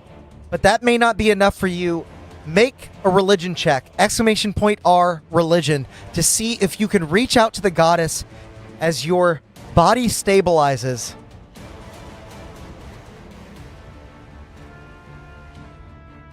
You got an 11 and a 4 before this. It's got to be higher than those. And an 11 it is again. You are stable, but you are not awake yet. And unfortunately, the goddess continues to be silent here. We move on from Nargith's turn to the aboleth as they begin making attacks on Valen. Let's go, big boy paladin. Oh, Stop rather- slacking over there. They're going to make attacks on the eel.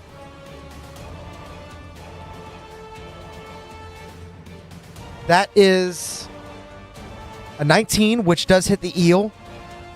They are just barely still up. They had 33 hit points to start. And then a natural 20 connecting with the eel.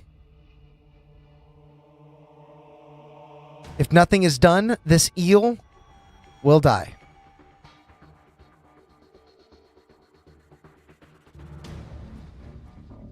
As the tendril connects with the eel, this first grapples its head. Silver the second, barbs. Yancifer, do something. The second grips around its backside and begins to twist, pulling it apart as Yancifer, in her just shy of unconscious state, throws out a hand and silvery barbs the second attack, reversing time and seeing the attack go wide against the eel instead of connecting. The eel is just barely up with 9 hit points remaining. The aboleth now turns and sees you, Yancifer, still awake, and uses consume memories on you. I will have you make an intelligence saving throw, and because you just did silvery barbs, if you would like, you can give yourself the advantage. So if you'd like, you can do exclamation point R, int, save, ADV.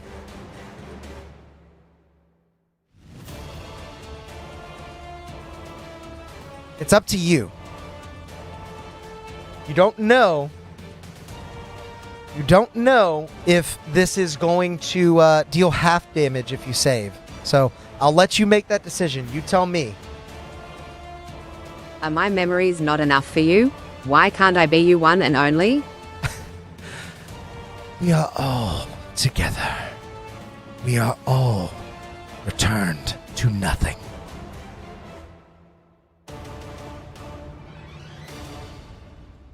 The eel definitely could have died, but has proven quite useful up to this point. Something to keep in mind here.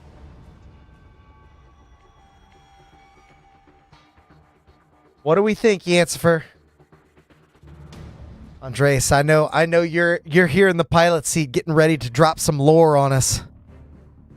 All 3 of you are grappled by this aboleth. Nargith is stable but unconscious. Yancifer on 1 hit point. Valen on 6. The eel itself is grappled and on 9. There's only so much that can be done at this point.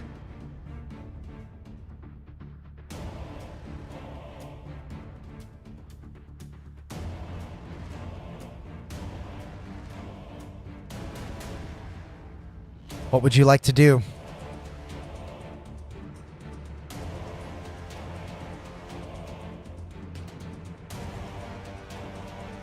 All the aboleth sees as he goes to consume Yancifer's memories is the snarling visage of the Phalord, the dreaded shadow shark. Advantage is given to Nerethys, divine fire tracing through the shadows. Okay.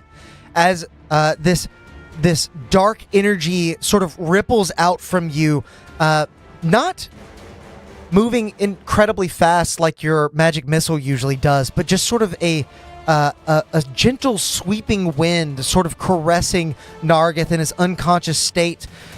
His slight radiance pulsing through the shadow. You feel as though this is your best bet to succeed, and I will have you make your int save now. A straight roll. Exclamation point R int save. I'm not into those open relationships. I will now end you and go find someone who appreciates my beauty.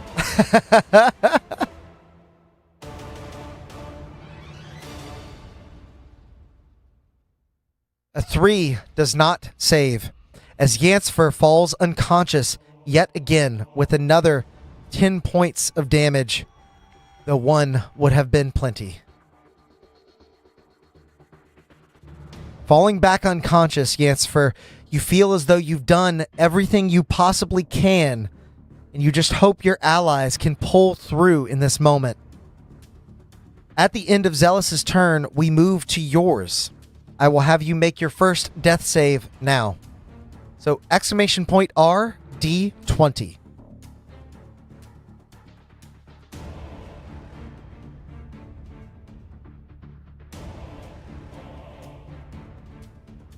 Yancifer's got a fresh set of death saves here, so there's a chance. A 9 is a failure. Our first for Yancifer here. As we move from her turn to the eel's turn. Valen, what are you commanding of your eel? Shall they attempt another defibrillate maneuver on one of your allies? I will say you're all grappled, so the eel can reach them even though the eel is grappled as well. But as I said before, and as you saw before, this does not come without risk. This could just as easily see one of your allies off into the long goodbye.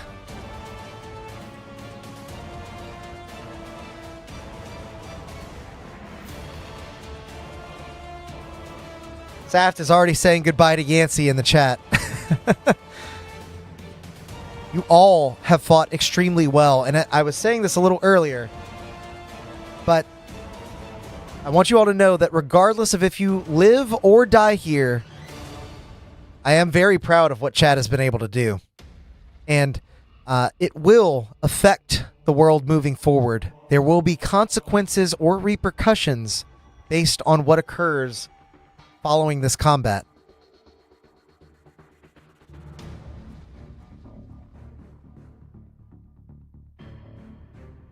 Valen, Jason, sorry. Are you still there? You are in command of this eel, so I will need your input to determine what the eel does.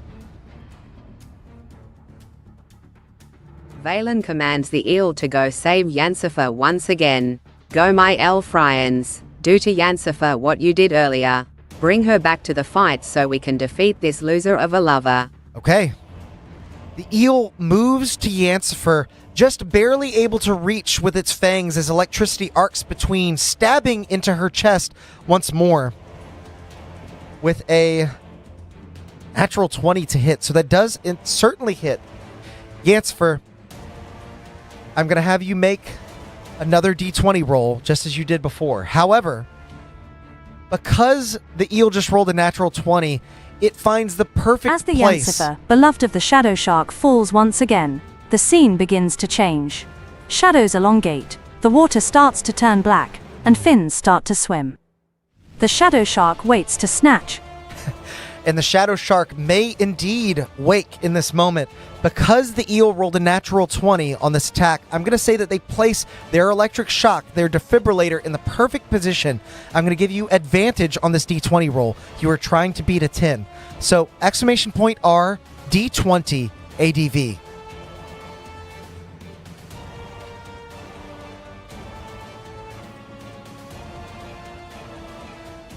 I think our system should be able to handle that. We'll have to see how it does.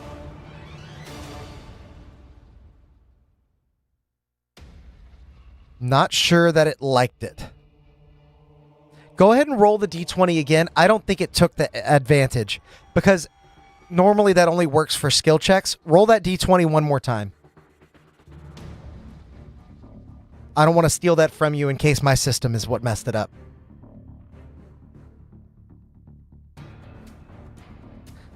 Andres. Oh, champion of lore and flavor. How does Yancifer go out? As she drifts into shadow, I will allow you to cast one final spell before Yancifer does meet their end.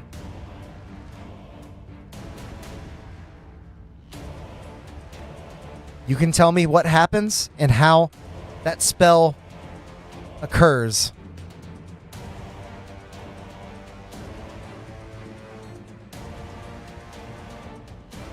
But this will unerringly be the end of our Shadow Sharkling Sorcerer.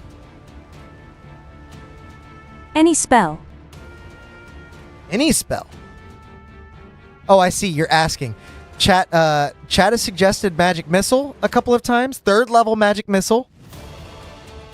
Jason remarks, our first death of the campaign. You guys made it very far and fought a lot of very challenging enemies without dying. And even in this fight, you've come close many times. I think at this point, if you escape with only one death, that is to be commended. But I'm not sure that is what is about to happen.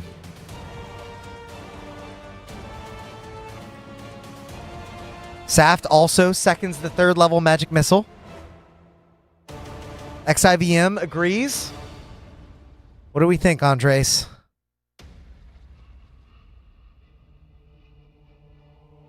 This is just a flavor. 5d4 plus 5 would be very good. This is just ripe with flavor. You can't go wrong here. And I know you have something good in mind. You've given us so much for Yancifer through it. It's only fitting that you are piloting her as this last moment comes to pass.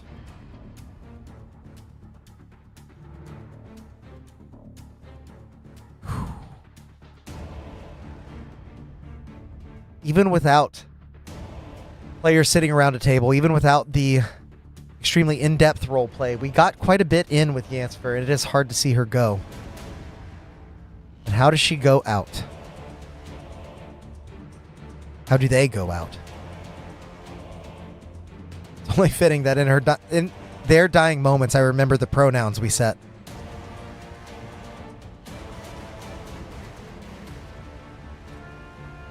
In a brief moment of levity, I do see that we have a new friend here piloting Valen.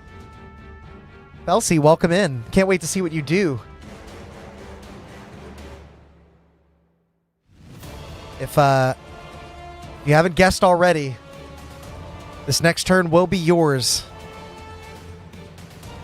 It will be important. Oh no! We lost Felsi. I'm gonna go ahead and reassign Valen then while we're waiting.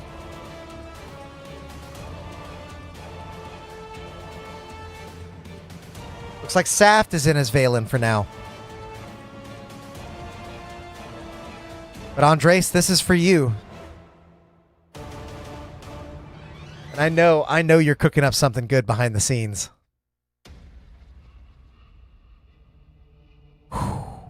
It's a tough one, guys. We all knew coming into this how tough this fight was going to be, but you guys have done quite a number on Zealous leading up. As I said, regardless of how this ends, there will be adventure ahead. It may just not be for these characters.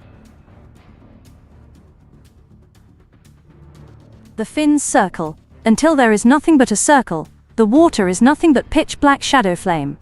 Fins stop and becomes teeth, as a giant shark bites and swallow Yancifer. Zealous cannot take her. As the fins grasp around Yancifer, her soul, already spoken for by the Fey entity you mentioned before, she is swallowed, and in her place is the spell that you cast. Andres, that decision does still lie with you. What spell is Yancifer's final one?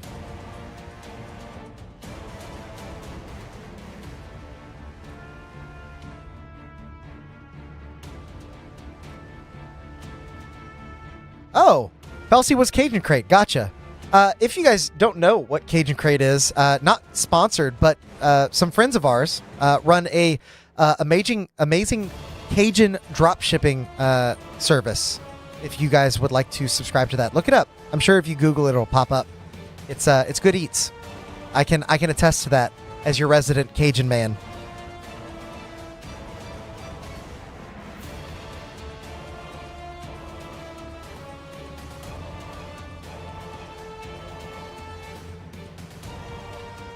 What do you have in mind, Andres?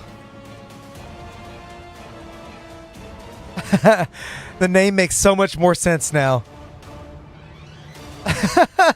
Oh, odd. I'll mention Cajun Crate all the time if you want me to. I mentioned gumbo plenty in the Discord. For those of you who don't know, I am a gumbo machine. I know how to make it. I know how to eat it.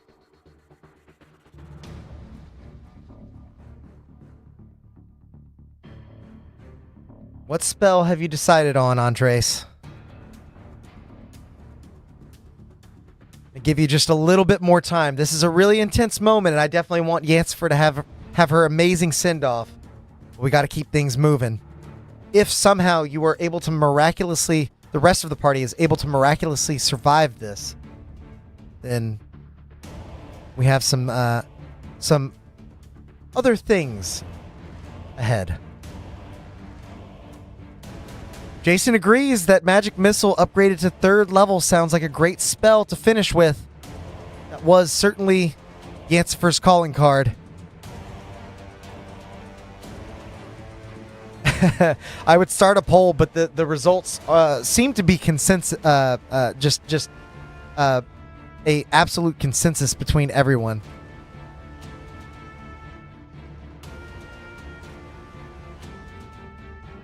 All right, Andres, just a few more moments here.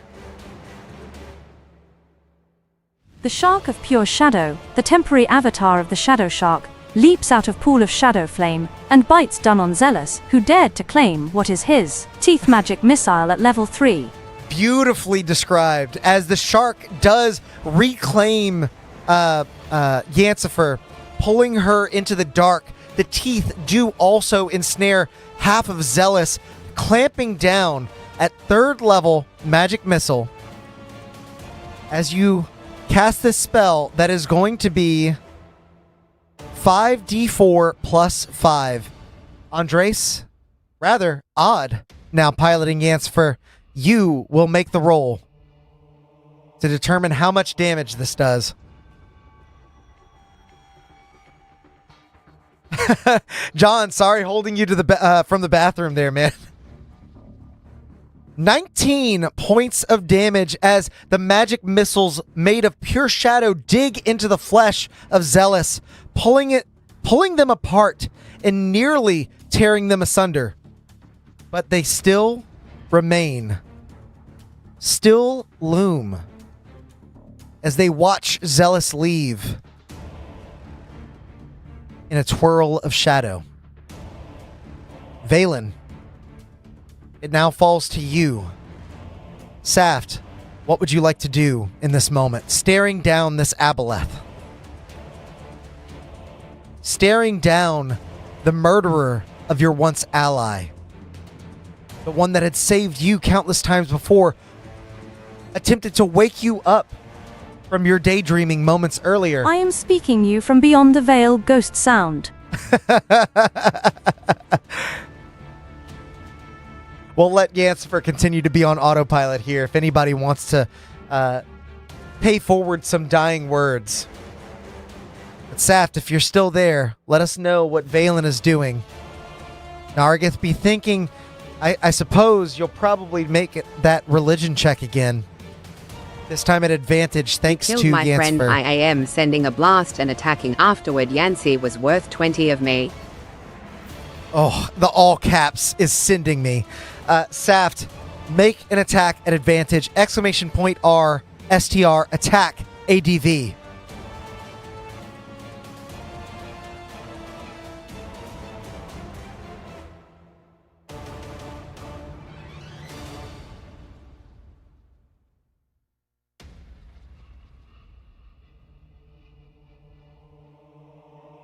$25 does certainly hit because it is a natural 20. Valen, roll 2d10 plus 6. We're going to see just how much damage you do to Zealous in this moment.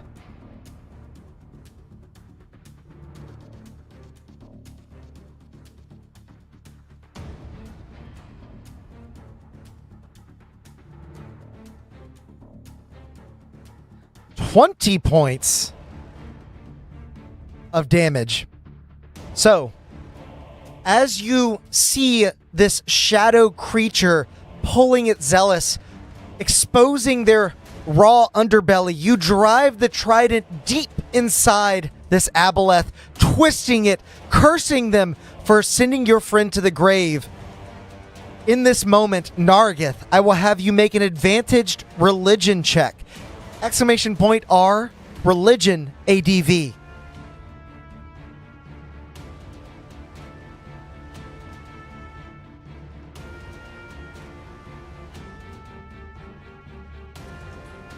With an 18, you finally connect with the goddess, feeling those words of Yancifer rippling through your mind. Instead of the words of Zealous, you remember who you are, why you're here, what you're doing. You connect with the goddess. Your beard begins to glow in flames once again. Your longsword moves on its own as you slash the tendril grasping you asunder. All of you have a hand in defeating this creature. All of you. Even the ones no longer here.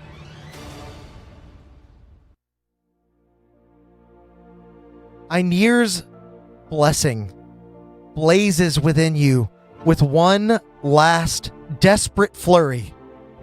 Zealous writhes, their tendrils curling in on themselves as their pale lengths wither, brittle and dry.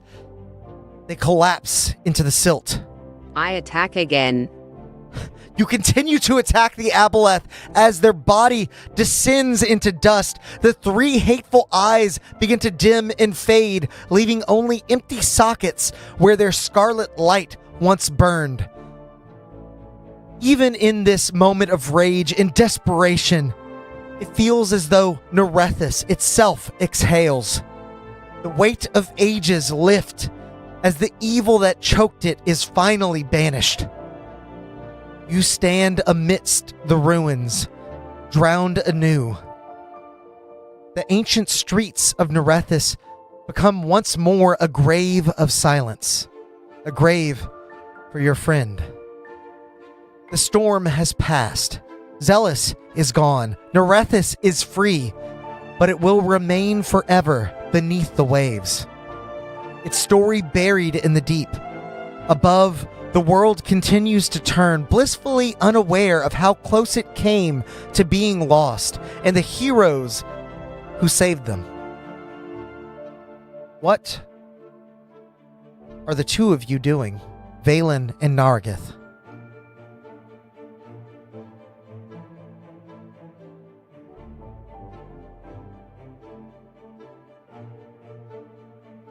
Two of you are the only ones remaining. As you have emerged victorious, but still may mourn the loss of your friend, Yancifer.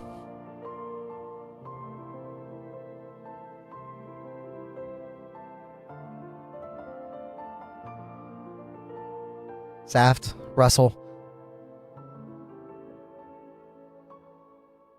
What are Valen and Nargith up to? Andres, you certainly I can offer offer a prayer something. for Yancifer. Then I spend 10 more of my lay on hands to wake Aruvi. Okay. With your prior religion check, you offer a blessing from the goddess. And although Yancifer was dragged off by this shadowy entity, you can feel the light of her soul ever present. You can feel that fire that she had, those shadow flames burning within you and around you. The prayer is not lost. Instead, it finds you happy to have met Yancifer and spent the time that you had with them. You take a moment of silence. It took 3 years in real life, but we finally got that squid.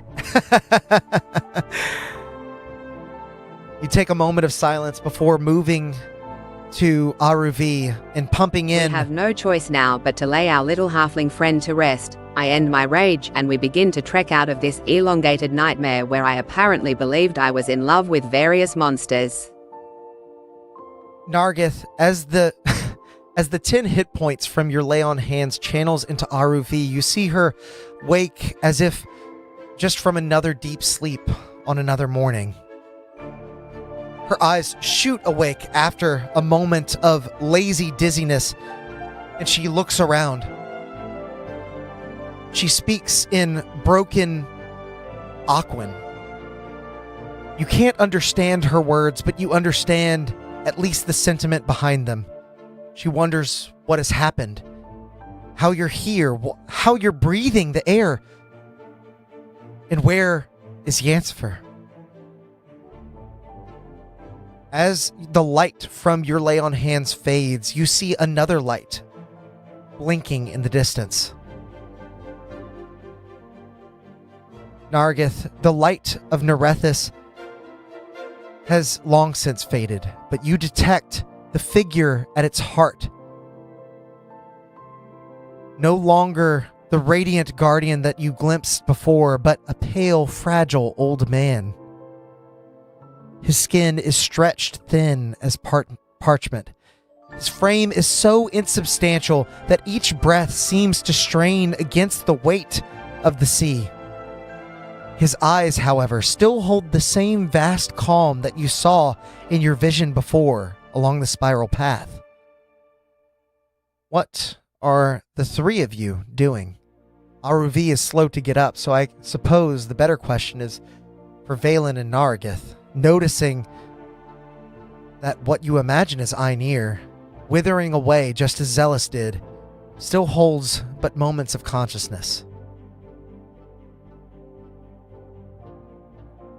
Andre says, while the remains of Zealous... Are you Aina? I'll circle back to it. While the remains of Zealous are consumed as the Fey Lord promised, from the puddle of shadow flame jumps out a baby shadow shark, glowing with the lines of ancient fire and beautiful. It circles the group. A small pup from whence this young shadow shark has vanished. As Valen now approaches this husk of a Triton.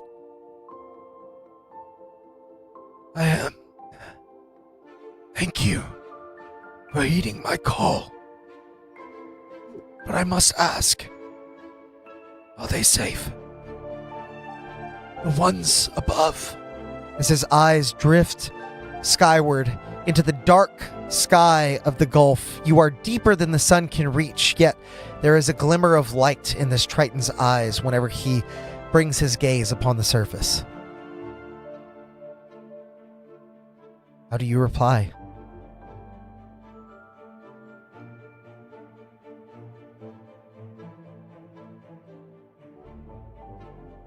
As the newborn shadow sharkling swims off into the horizon, the final gift of the shadow shark to Yancifer's friends, the Fey Lord loved Yancifer and only claimed her because he did love her so.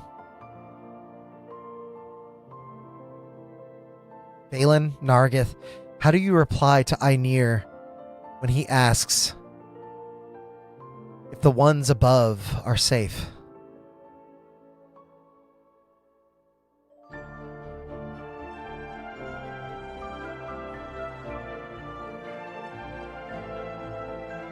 I believe they are safe, but it feels like eternity since I have been where they are. And I go now to be with the one who freed me. My debt at last repaid. The tide at last returning. And with those words, those whispers, Ainir slips away, his body unraveling like mist upon the waves, his presence scattering back into the currents he had held at bay for so long. And as his body disperses, beneath the weight of the sea, you Rest see... easy, Stormlord, and let our gratitude go with you. Your gratitude does, at least at last, travel with him, as you follow the trail of his glowing mist through the streets of Nerethys. They lead to the colossal stone piers that bear the bridge that saw you arrive here.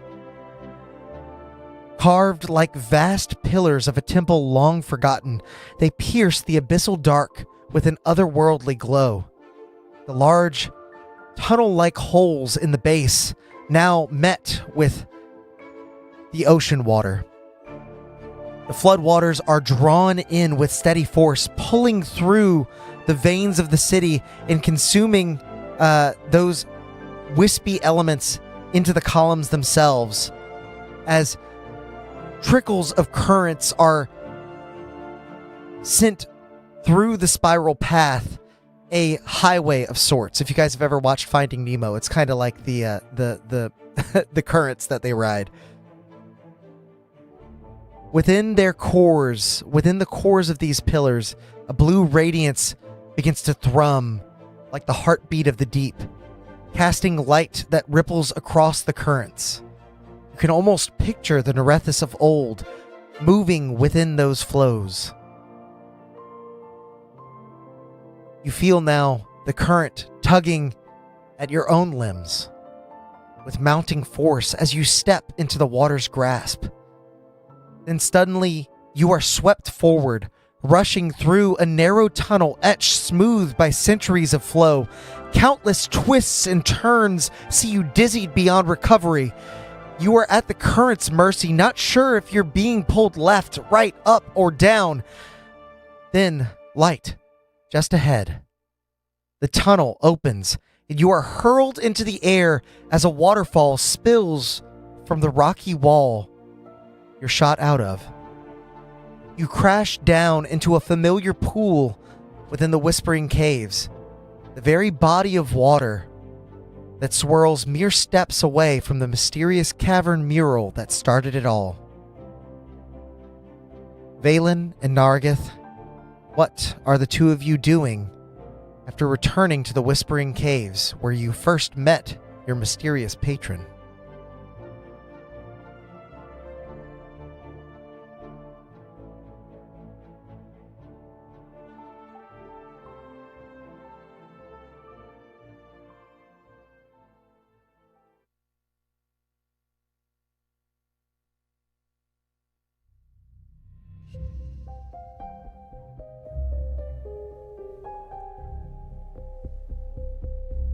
Valen, Nargith, you find yourselves in the same pool that led you out from the Whispering Caves before. Mere steps away from the cavern that held the... We look to have a drink to our fallen friend and for the patron who commissioned us. I see. Take a moment to pour yourself a drink. What drink We should you let have our on you? patron know that Fathom is dead, at least. Okay. holding this information to your chest, trying to hold back the emotions that surely run rampant after your loss. You move into the cavern, eyeing the mural now with a newfound perspective, sipping on the drink that you've made, pouring one out for Yancifer. You take a moment to look across the mural. I will allow each of you to make a history check. Valen, you can go first.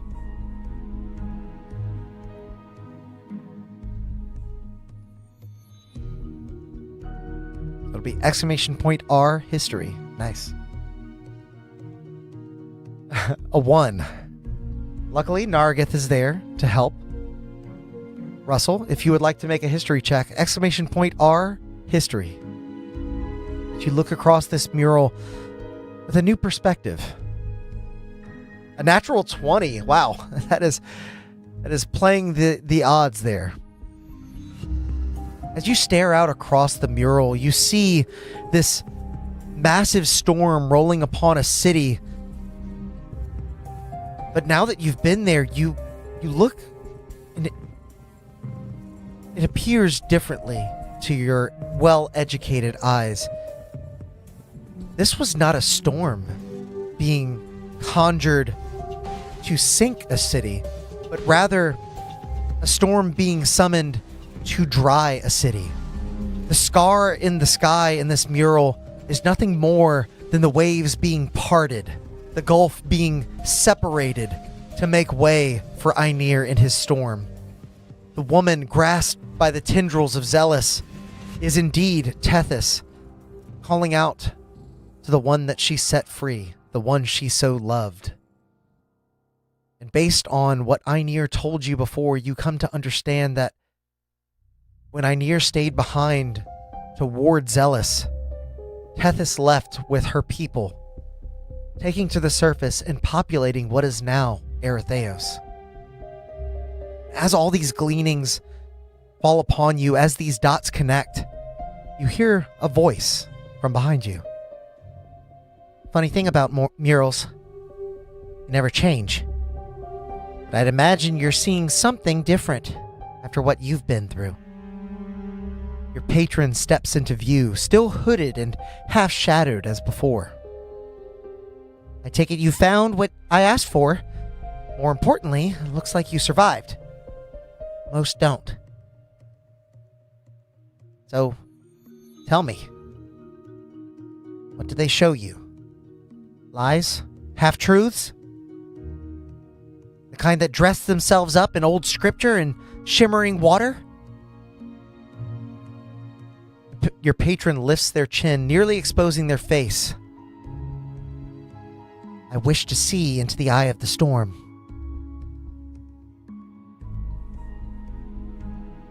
How did the two of you respond?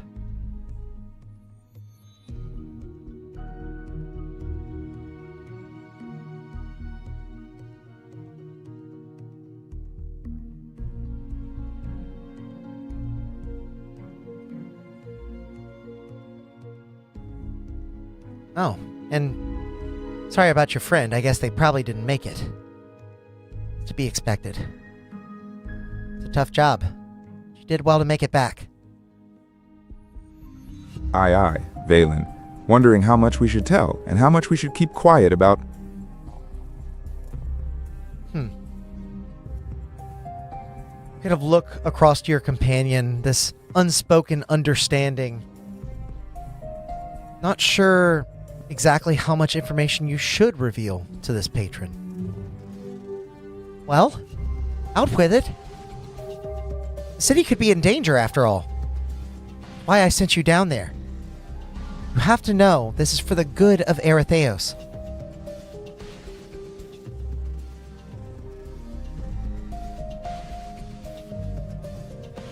How do you respond? As he presses you for more information.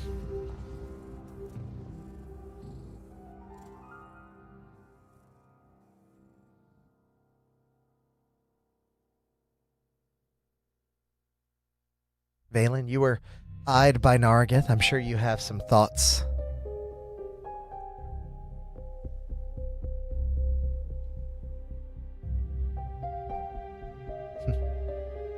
Andre says, you no longer need to worry. The storm has finally found peace. Yes, it has indeed. The world is forever changed by all of you in chat. How much do you know about this, and how? Well, I don't know much. That's why I sent you there. I was a part of the depths for a time. When I started poking around in their business, they didn't like that. They kicked me out. So I figured they were hiding something. More than just, the typical crime association stuff. I had a feeling it had something to do with this mural. It's way too similar to what happened just a few weeks ago with that storm. So, what did you find? I'd like to know more.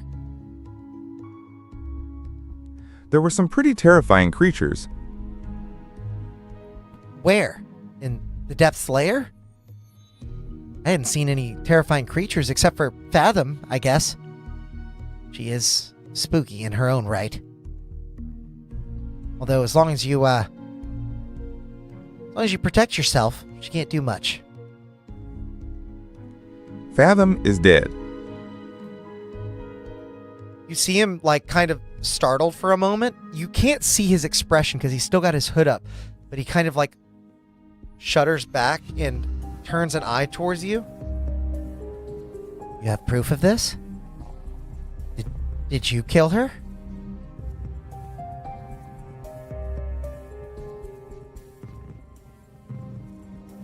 Not that I'd be mad. Yes. Oh, serves her right. She always did give me the heebie-jeebies. Maybe whatever plotting she was, conducting is over and done with, but I'm sure there are many more ready to take her place. Did you find out anything else? What were they actually doing?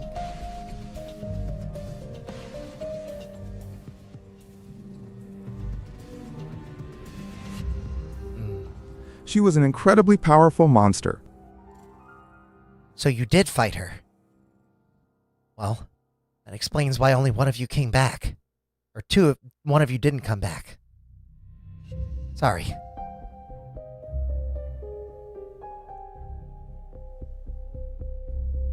So did you not find out anything else about what they were doing? I'm afraid I can't pay you if you didn't get the information. That is why I sent you. I wasn't just trying to kick the anthill.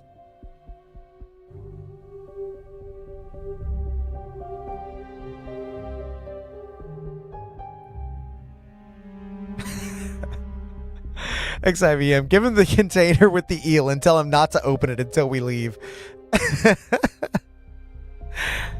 I'm starting to wonder if anybody in chat knows who this patron is.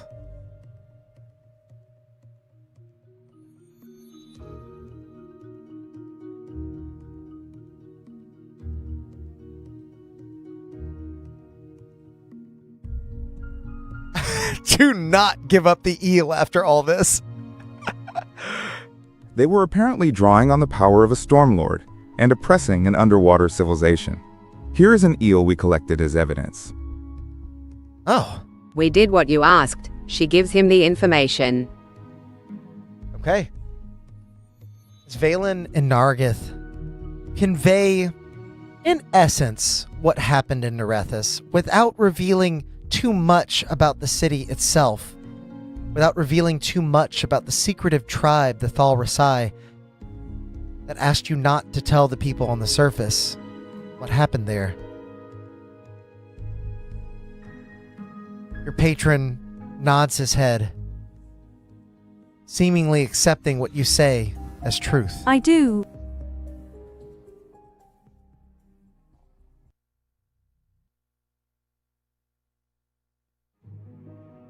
I knew it. They were up to something. He pauses, seemingly considering his options, as two long wooden stilts tumble away from the cloaked figure. His silhouette shrinks to less than half his original size. Slowly, the figure lowers their hood, and beneath is not the towering patron that you thought you met, with the weary round face. If I fuck up the lore of my character here, DM? What's that? The lore of your character?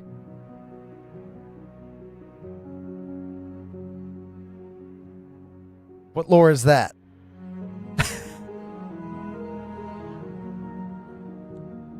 Is this a halfling? I guess he does not have a tinfoil hat anymore. Well, Odd got there before anyone else. As you see the round face of a halfling, matted hair, a mess of brown tangles, eyes shadowed Excuse me, with if I sleepless made bags. mistakes in recounting the adventure. Oh, no, you didn't. You didn't. You had it all right. His cloak falls aside to reveal fine but travel-worn noble's attire. You recognize this halfling as one of the newest members of Nerethys' High Council. His name is Nathania. He swallows hard, studying you with caution and relief before holding out a weighty coin purse that jingles with the promise of gold. Nerethys owes you a great debt, as do I. And if you're still keen to play the hero, there's more work where that came from. And with that, the truth settles in. The masquerade is over. Your patron stands revealed. The depths lie defeated for now. And Nerethys, lost to time and tide, has once again been dredged from the deep. That is where we will end our campaign tonight. Thank you all so very much for contributing to this adventure, for being a part of it, for contributing to the lore of the world. As I said at the start, your actions in this campaign do have major effects in the rest of our adventures, including the Molten Myth, which resumes on Wednesday at 7 p.m. Central Time. We are running back-to-back finales. It is going to be another finale stream, so make sure you bookmark it. You are not going to want to miss it. And keep an eye out for our next Chat Plays D&D campaign. I am sure to make an announcement eventually once I have a little break. But until then, everyone, thank you so much, and go out there and make some chaos. Bye!